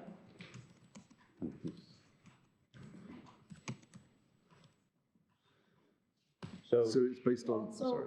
So is it primarily based on 3, on the third of those? Are you saying there was an assumption of responsibility? Yes, my lord. And as was bared out. It might be said, it might be said, as has just been indicated by my Lord Stevens, that it may be regarded as a bit of a stretch to say here that Mr. Roller has created the risk in a situation where you're saying he's just failed to call for identification. And as regards two, although you have been using the word control, it's quite clear that the control here is directed to the third party. It's hardly be said that the third party is under the control of Mr. Roller. No, my lord, we don't say that. So is it then your main proposition or your sole proposition that the duty of care depends on finding that the defendant had assumed the relevant responsibility towards the claimant? Yes, my lord.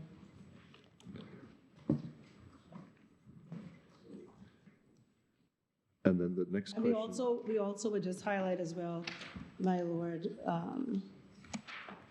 what we state in paragraph 44 of our written case, that special control giving rise to a duty of care may also arise from the relationship between the defendant and the place where the risk arises. That is Lord Scott. The control bit is Dorset Yacht. It's control of people who are literally under your control, for whom you have responsibility.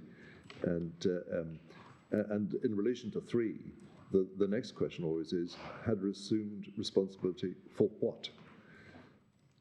They assumed responsibility, my lord, based upon the pleadings to provide security and to have measures in place to keep the marina reasonably safe. That's our submission, my lord, based upon the defense that was pleaded. No difficulty in relation to that, in the sense of excluding people who are drunk and disorderly and undesirables. I have great difficulty in seeing an assumption of responsibility to prevent theft, to take reasonable care to prevent theft of all the boats in this marina. No, we say, my lord, based upon the respondent's representation, they made a representation to provide a marina with a degree of safety, with a degree of checks and balances in place, and that was not there. And that... I mean, the judge didn't find an assumption of responsibility, did he? No, No. he found that there was a duty that would, to keep the marina reasonably safe. Yeah. And if you look quickly, my lords, if I could just turn you to page 826. Of the electronic bundle. So what page number, sorry? 826.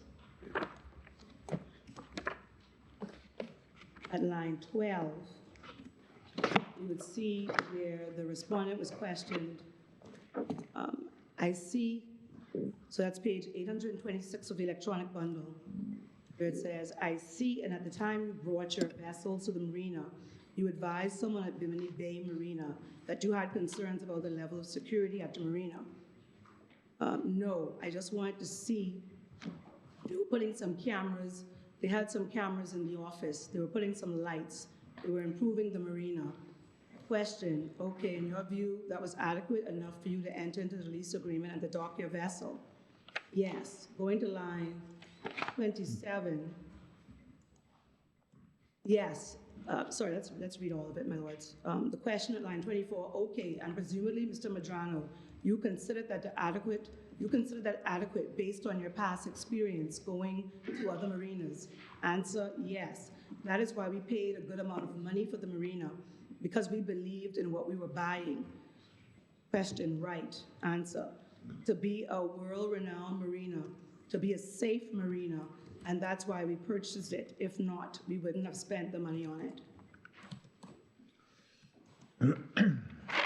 I would say, my lord, that just speaks to some of the evidence, the other evidence that was led at trial before Justice Winder, that set out what the appellant expected and what level of security it was relying upon. And upon evidence being led at trial that none of the security measures that the appellant represented that the respondent represented was in place was not there. What we don't have is a finding that if they had been, it's more likely than not that the theft would not have occurred.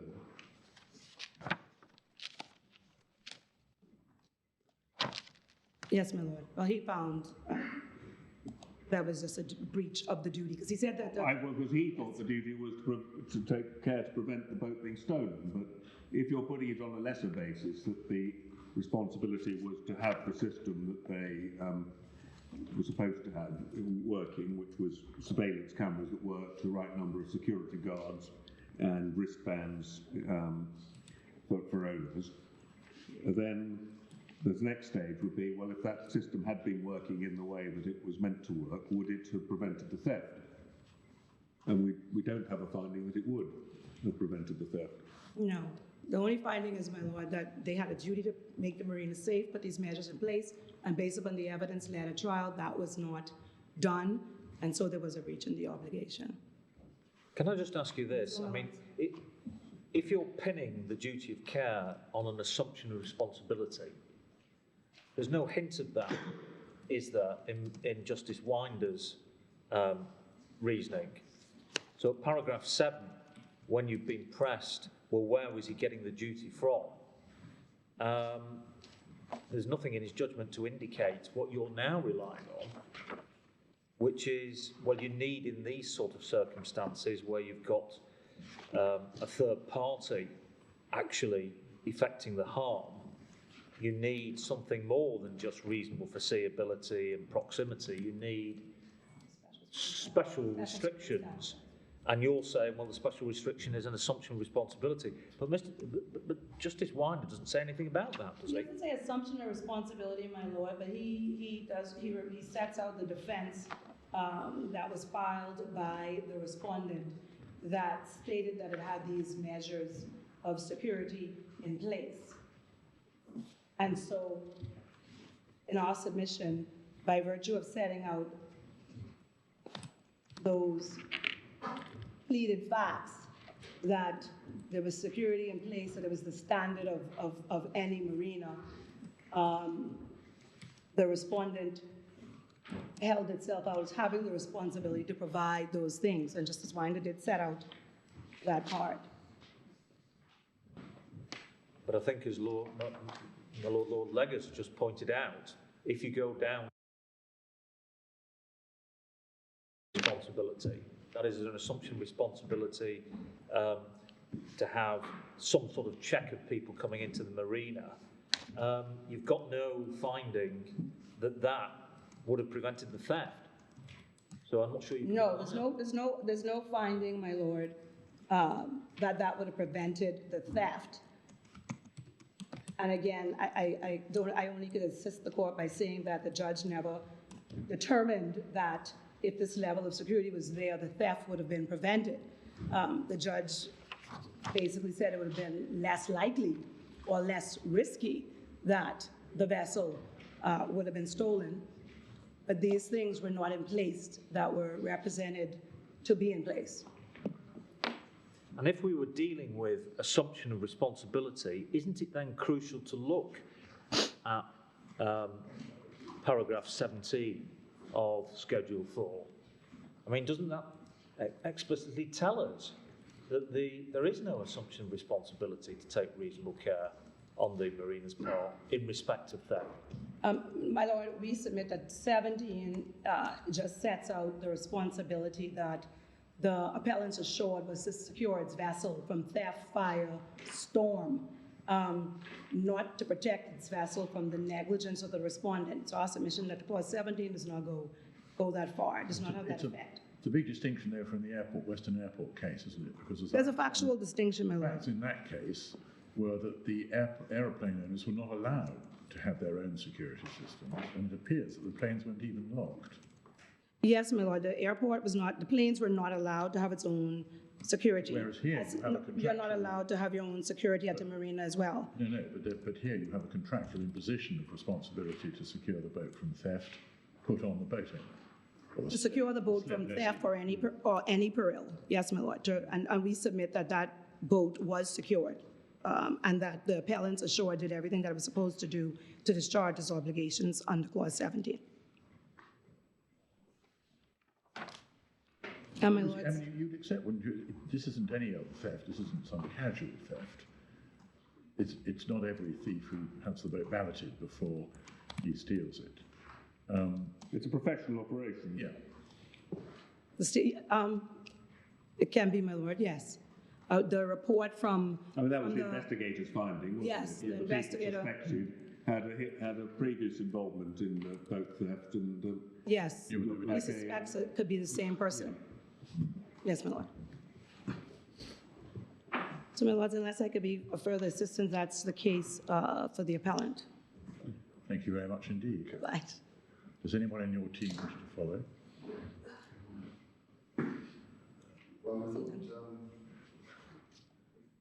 we had just, Well, I think Ms. Archer Glasgow has left you a bit of time. You've got till 12:30. 10 minutes. Yeah. I'll be as brief as I can. I'll take no more than 10 minutes. My Lord Delegate asked the question whether the evidence that people can move freely is against the appellant. In my answer, there's a difference between how the system was operating in fact and how the owners were entitled to expect the system to be operating. And that's also arises in respect to my Lord Briggs' question about what the security measures are for. My Lord suggested they were there to keep people safe, keep the marina safe, an example given to stop kids playing on the boats. But what I would ask is, what would an owner, seeing those systems, reasonably be entitled to consider they were for, and how would the owner reasonably be entitled to rely on them?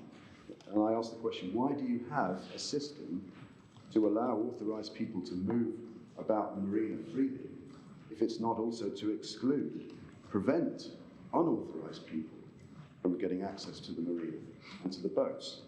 And I say the owner is entitled to rely on that system to be assured that the risk of theft is reduced in that regard. And your Lordship saw Mr. Modrono's evidence that was cited by the Court of Appeal. And when we think about the wristband evidence at paragraph 597, that's the security point. The point relevant to these findings by the security team is that if the thieves had wristbands, they would have already established with the marina their authority to be there, their authority to take the boat away. They would have established their identity. So these points wouldn't be raised as complaints if by the marina in its report if that had happened. There's evidence that the wristband. I don't follow that at all. I mean, did the marina operate a system that every single time the owner turned up with a party of 10 people and they all were guests, that 9 people were guests, or 10 people were guests, that they went through the identity of all of those guests before they gave them a wristband? We just posited that the owner would turn up with them. The owner would have a wristband. Somebody would have identified themselves and proved their authority to have a wristband. Okay. So all you needed was one wristband in order to get into this place? Yes. Where is the evidence for this? Where's the place we really find the evidence for the wristband system? So what's the high point of the evidence from? Well, it's Mr. Modrono's evidence summarised by the Court of Appeal at 1198. Okay. And there's a second paragraph, which is evidence, paragraph 63.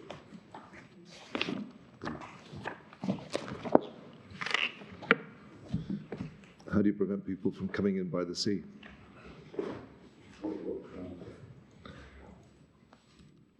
I don't know, my Lord, but I'm not sure it's relevant to this particular case, given what the judge found about theft. The other evidence that's relevant is that the checkpoints that were built weren't manned or weren't operated so as to exclude unauthorised people, and that's also the Court of Appeal's finding paragraph 62 on the same page. Court of Appeal discusses the marinas case that they restricted access to the marina by the use of security checkpoints. But Court of Appeal rejects that. persons were able to access the property freely despite the checkpoints. And I would submit, by the way, that having control of the premises, and having control over who's allowed to access them, and devising a system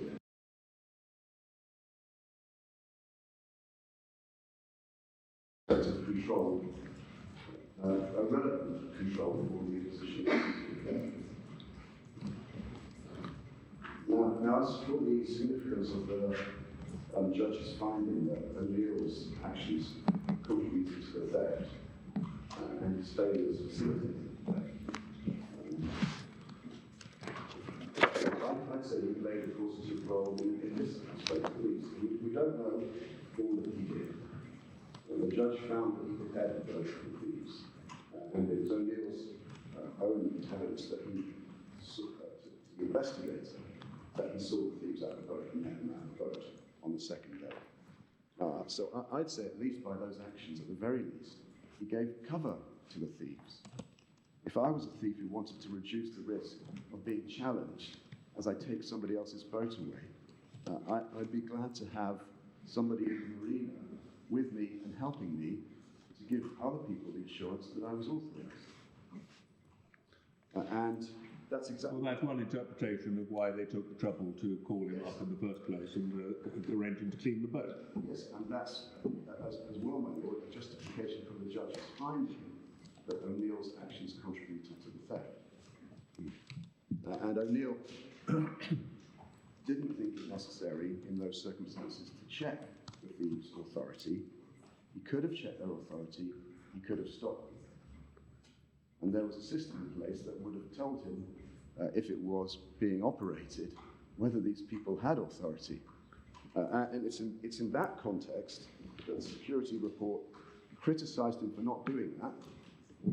So system or not, leaving aside vessel release form system or not, the security report criticised him for not challenging the thieves and not checking their identity. It also went on to say that in the future a system should be in place for these eventualities. That's 697. And this is the report that the judge relied on. This particular 667 must have that. Check the security 65. No, it's not 597. 597. Yeah. Now this is what the judge relied on in particular. There are two. I've just described the two aspects.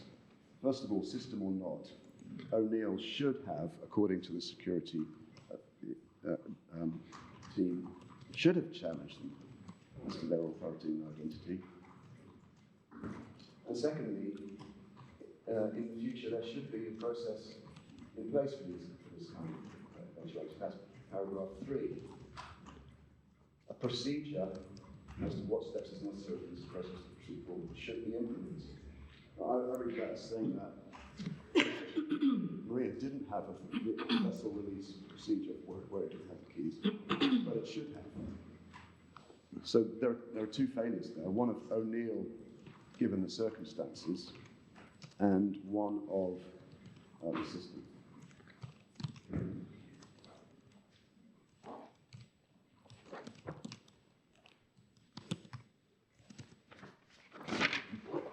I don't have time to go further into how the duty of care arises, but I would say in respect of the judge's paragraph 7, although it's short, it does, by referring to the relationship between the parties and its ownership and operatorship of the marina and the services it provides, it does compendiously allow one to look at the lease and the obligations under the lease and all the circumstances of the marina, as we've done in our written case. Thank you very much. Mr. Wilson.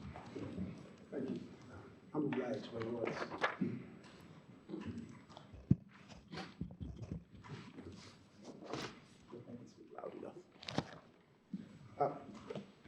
My lords, let me begin by addressing some of the questions that your lordships posed to the outside as it relates to why certain findings were not made the judgment? The simple answer to that, my lords, is because they were never pleaded below. Those points were never run below, my lords. And my lords, if I can take you to the statement of claim that was filed by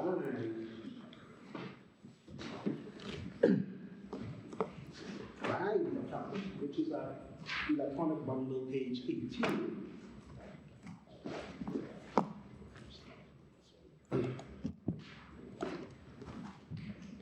Your lordships will see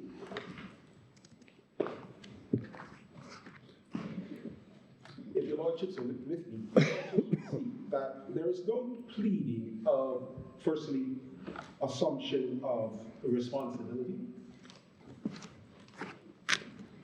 There is no pleadings of any specific security breaches. There are no pleadings relative to the enforcement or non-enforcement of the wristband system.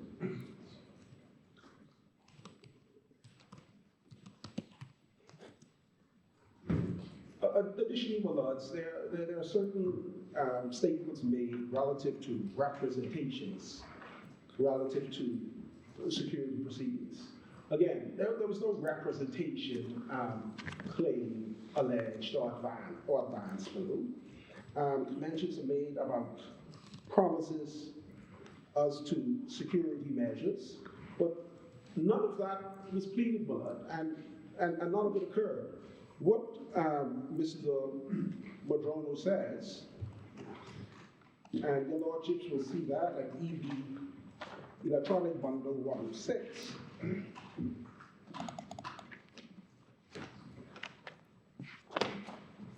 Sorry, 116. I misheard you. 106.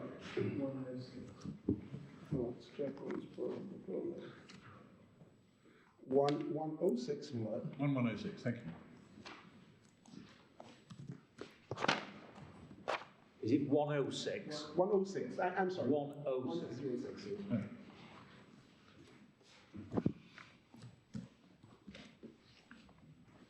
Yes. Right? What Mr. Modrono says in his statement is that there have been no incidents. There have been no incidents on that. Like I had said, nobody can be in there unless they have a band. Nobody can be there unless they have a band. They have security guards throughout the Bimini Bay, that have to do their rounds and check in, scan everywhere. They have certain locations where they got to scan to make sure that they've gone by, just to make sure they're not slacking. Now, and that is a reference to the checkpoints, my lords, to the security checkpoints. It is simply a manner of controlling to ensure that security guards are making their rounds. These are not checkpoints, my lords, that act to prevent visitors, persons, stragglers, anybody from coming into the marina. These checkpoints are to control the security guards. And, my lords, if your lordships then go with me to the statement of Mr. Douglas Black, which your lordships will find at electronic bundle 270 to 293.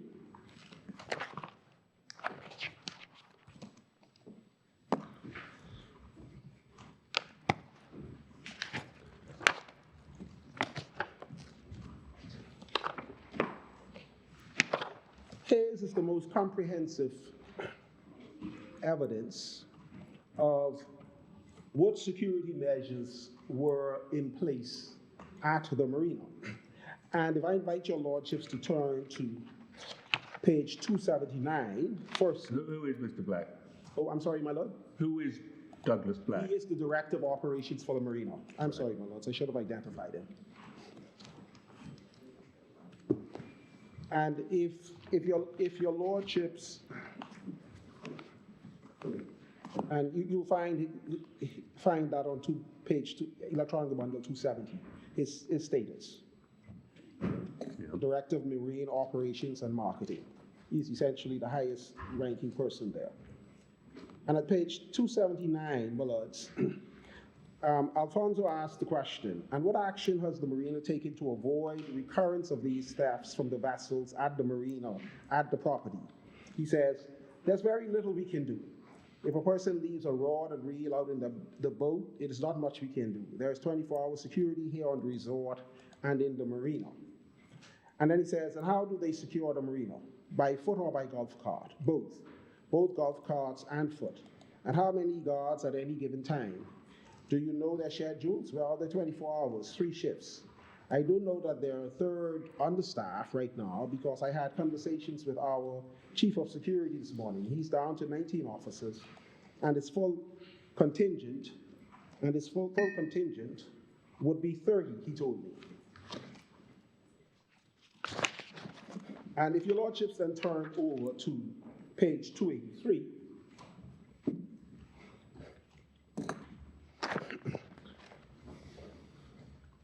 I'm sorry, my lords, 284.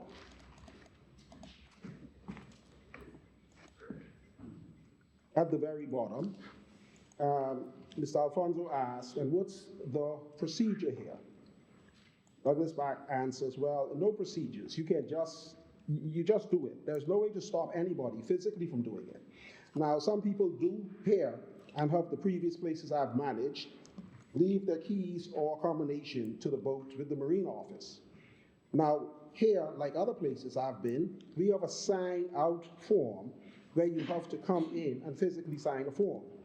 We do either visual verification or we make a phone call to someone to verify that we're allowed the keys to this boat. But in this case, we don't retain the keys to this boat. So, my lads, Mr. Modrono was clearly aware of these procedures. There is a distinction here.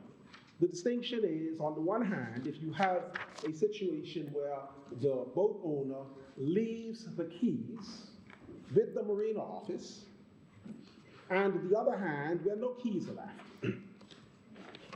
Mr. Modrono, in his evidence, confirms that they don't have a key for his vessel.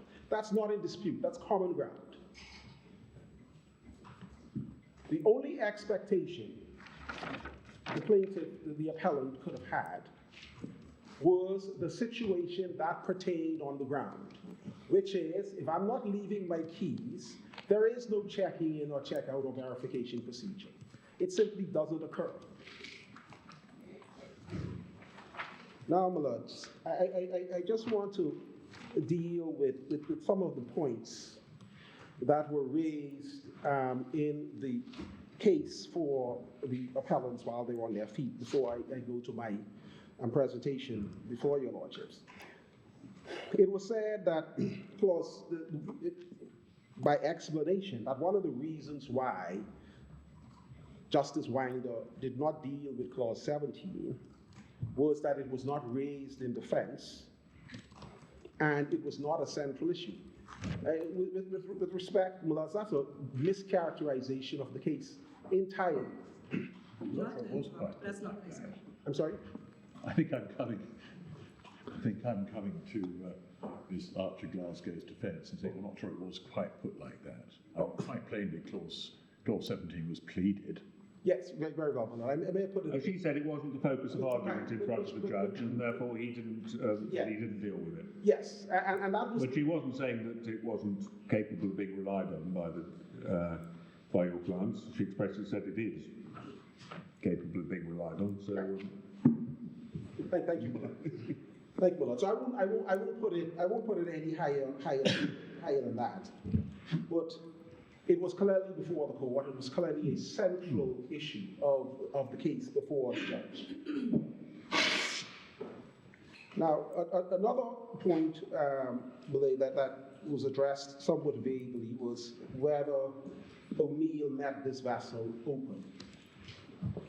Again, I thought that was common ground, but again, the record clearly reflects that the vessel was open. The judge found that the vessel may have been open. There's no evidence at all that anyone from the Marina office or O'Neill Road, for that matter, somehow physically broke into this vessel.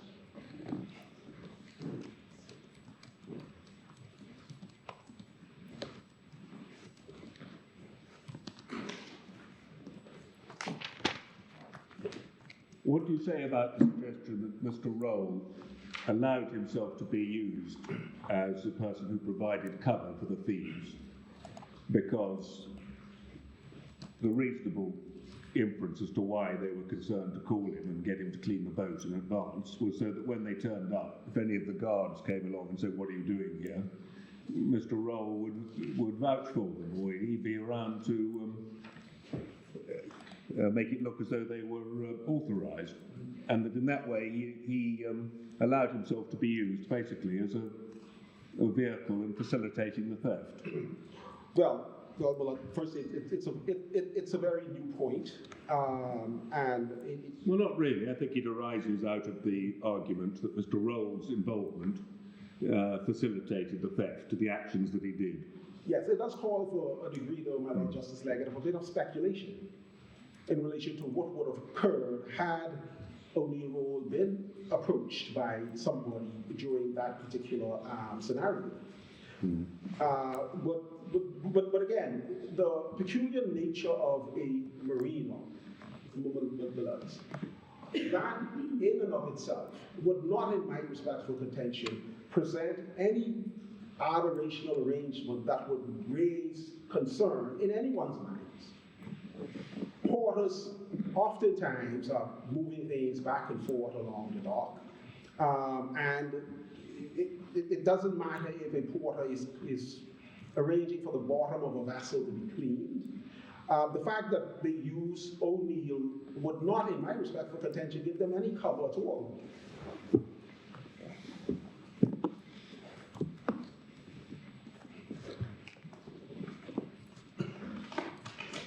Now, my lords, as an overview, the appellants have advanced 3 grounds upon which they say the Court of Appeal was wrong to have overturned the Winder judgment. They say, as ground 1, the Court of Appeal misconstrued Clause 17 of the 4th Schedule of the lease as an exclusion clause, and on that basis it did not satisfy the requirements of exclusion clauses generally, and that's paragraphs 9 through 10 of the appellant's case. On ground 2, they say the Court of Appeal was wrong to have overturned Winder J in imposing a duty of care on the respondents to keep the vessel reasonably safe and not susceptible to theft. And ground 3, they advance a claim based on impermissible speculation as to whether theft occurred. And ground 3, my lords, is not, in my view, directly relevant to the appeal, so I won't really focus on it. But I would like to take your lordships to the judgment of Justice Winder, Electronic Bundle 41.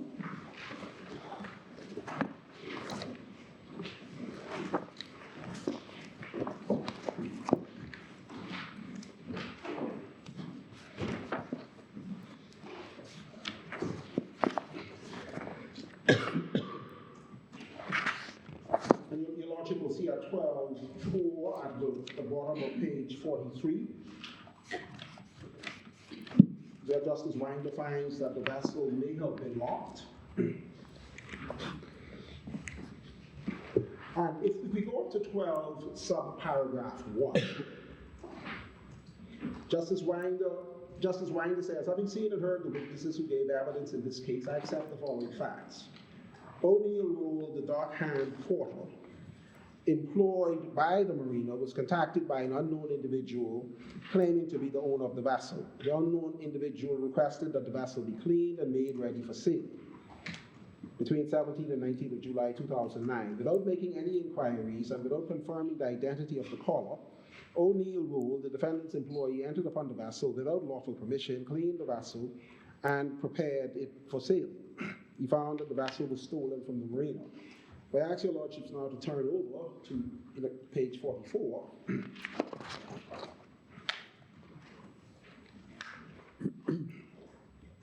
And subparagraph 6,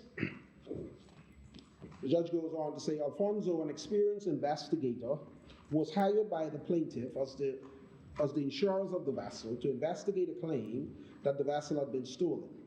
Alfonso conducted a reasonable investigation and determined that the vessel had been stolen from the marina and taken to the Dominican Republic, and thereafter to parts unknown. Alfonso inquired widely of the persons connected to the incident and determined at paragraphs 34 to 40. And he lists certain findings enumerated below. And he concludes at paragraph 39, the security at the marina was insufficient to prevent the theft of the vessel. And he says the actions of Mr. Rule contributed to the theft. Justice Winder then concludes and says, on balance, I accept these findings of Alfonso.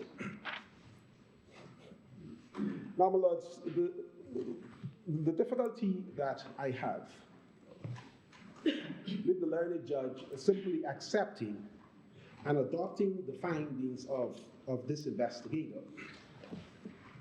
was that this investigation was firstly paid for by one of the parties, and additionally, it was an investigation conducted through taking interviews and questioning of various individuals who were concerned with this matter in circumstances where there were no potential safeguards.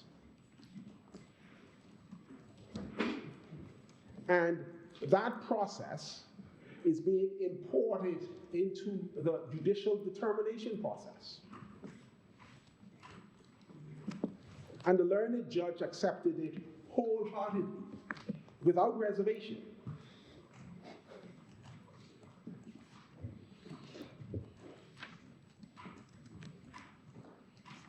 That is one of the primary problems that I have with the Well, insofar as the investigator found facts, the judge was entitled to accept that as evidence in the absence of any conflicting evidence.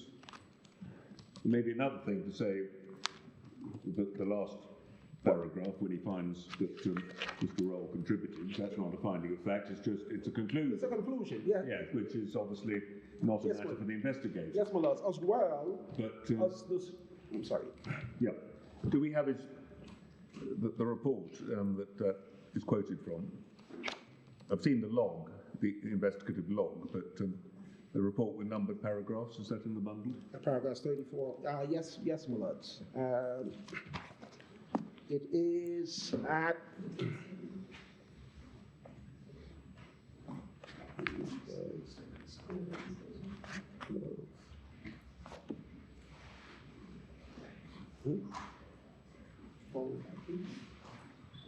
page 453 of the electronic bundle. Thank you.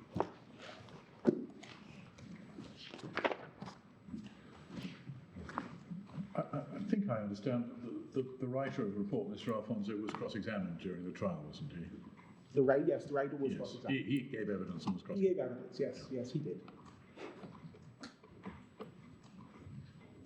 And it's 453, where Justice Leggett had asked where it was.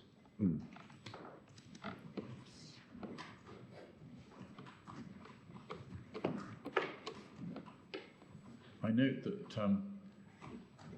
that the passage quoted by the judge comes under the heading of conclusions in Mr. Alfonso's report. Are we likely to be educated as to the reasons for his conclusions by digging backwards into the report? Well, I think on the previous page, he makes his findings about what Mr. O'Neill Roll actually did, and so it's a question of whether that justified the conclusion or whether it didn't. But yes, well, he sets out what he concluded from his interview with Mr. Roll, and it's basically what we've been told, that he got the phone call, cleaned the boat, and took the money. Precisely. And our contention is that's simply causative of nothing. One cannot say, but for the actions of Mr. Roll, this vessel would not have been stolen. And that is the most simplest and classical way of addressing whether something would have occurred but for some other activity or conduct.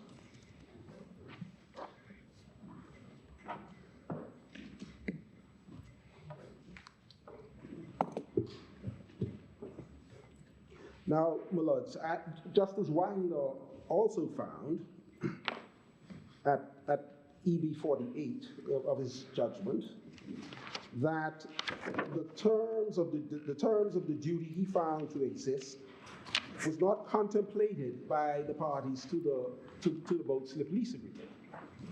And he found a duty that existed that was entirely antithetical to the provisions of Clause 17. But yet, in his in that finding, he says that it was not contemplated by the boat slip lease agreement.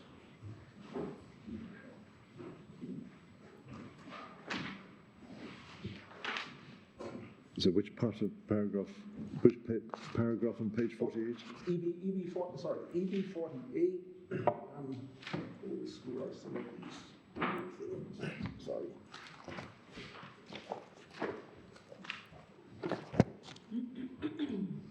I see, yes.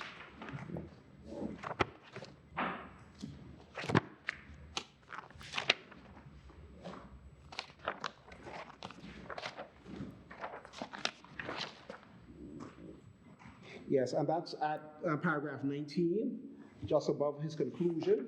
He says, this is consistent with finding that such negligence, namely the breach of the defendant's duty of taking reasonable measures of care to ensure that the vessel is kept reasonably safe and not susceptible to theft, was not contemplated by the parties to the boat slip lease.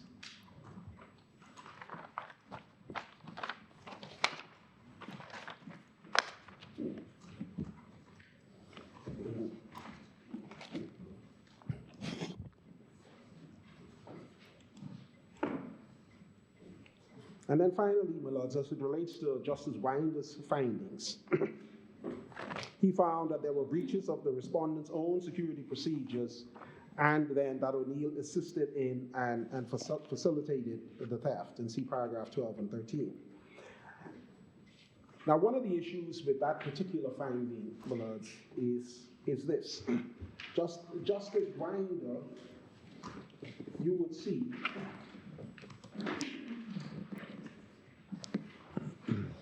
at paragraph 13, goes through a list of things that occurred, EB 45, I'm sorry. And he says here that I am satisfied, therefore, that the defendant breached his duty of care, and as its actions fell below the reasonable standard expected of it, resulting in the loss of the vessel. The results of the investigation provide compelling evidence. In fact, the Bimini-based Security Department incident report, dated 12th of August 2009, is also compelling. The report provides perhaps the most contemporaneous account by the defendant of what transpired. The report reads, and he reads what the report says, and underlined, he says, Mr. Rowe did not ask for identification, did not seek assistance from a senior person, did not ask Mr. Modrono for verification of individuals arriving to take possession of the yacht, did not have the persons taking possession of the yacht complete a vessel release form. The vessel release form is in place for the authenticity of individuals who take possession of property at the owner's request. Now we do know, alerts, that that process applies when a key is involved. There is no key involved in the instant case. He then proceeds to say, on the defendant's own account, therefore, relying on the security report, it would appear that there is a recognition of the failure of O'Neill Road, an employee and agent of the defendant. These failures facilitated the removal of the vessel by the unknown persons who stole it from the defendant's marina. Now, my lords, I take your lordships to the evidence of Mr. Doug Black. I touched on it earlier, who is the director of marine operations, as well as the evidence of Mr. David Rowland, the dockmaster. But what the learned judge did here was a security report that was merely recounting the facts that had occurred was elevated to security procedures for the marina. And then on that basis, his lordship found that the respondents had breached those procedures. In our respectful contention, that was simply plainly wrong. Well, there is some implication, isn't there, that Mr. Roll should have done these things in the report. It may be that the evidence, in fact, showed that that was not so, but it wasn't just recording as a matter of interest that he didn't do these things. The implication is that Mr. Roll had failed. That's what the author of the report was saying. Well, yeah, that may well, I accept my lordship's point, that could possibly be an implication from that particular report. But that actually mirrors exactly what occurred. Well, it does. And then the question is whether Mr. Roll was at fault or whether he wasn't. Well, that is true, my lord. And the question then is that Mr. Roll was not at fault when one looks at the prevailing security procedures. But your clients provided a security service. They had an obligation to do that with reasonable care. What was the purpose? What do you say was the purpose of that security service? Well, my lord, I think we have to accept that the security service that was being provided for the entire Bimini Bay subdivision. Mm. There's a hotel there are restaurants. It is a community. It's not a gated community, so it's not self-contained.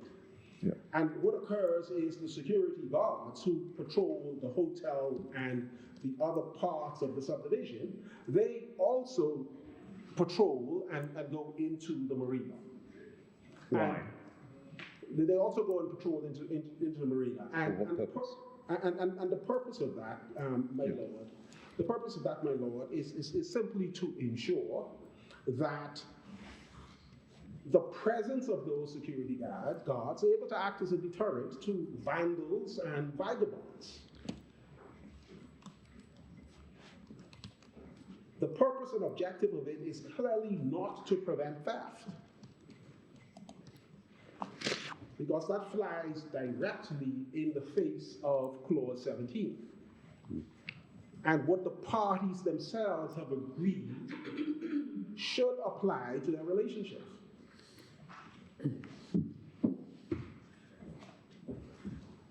Now, well, I'm sorry for just taking you back to the drawing at the back of the lease. The hotel complex, is that actually also accessed off this roundabout?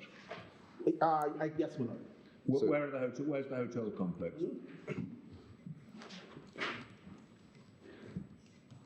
So is it part of the buildings we see, or is it? No, it's not part. It's somewhere else. I don't think it's part of the buildings you see.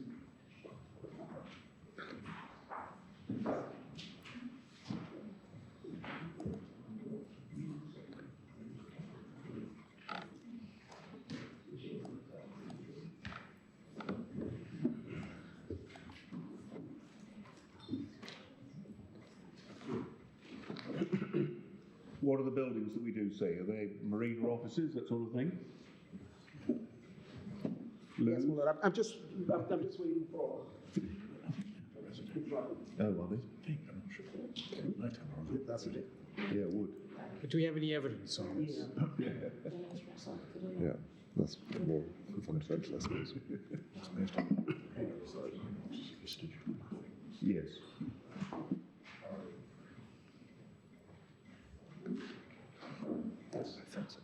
Link.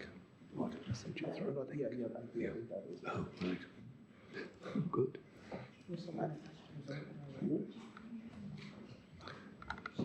It's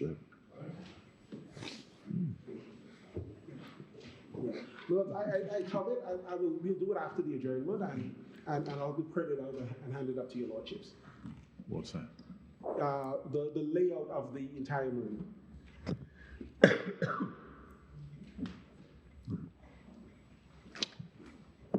Who runs this hotel? Who runs it? BB, I think it's called BB International. BB Entertainment. But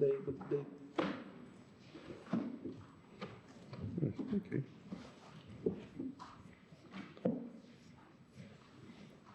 So, my lord, I'll produce that and I'll hand it up after the break.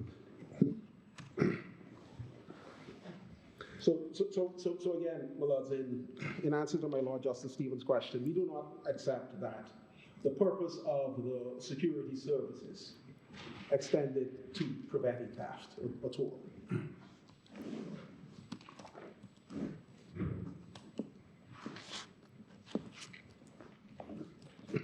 Well, now, Mr. Wilson, is that a convenient stopping point? Yes, my lord, because I was going to take your lordships to the Court of Appeal judgment. So It would certainly be helpful to see to see a bigger plan. the bigger plan. And if you've got any kind of picture so we can see what those buildings are, it would be, I think, just helpful as a matter of background. Yes, my lord. No doubt everybody else in the case knows what they look like, except the Yes, my lord. 2 o'clock.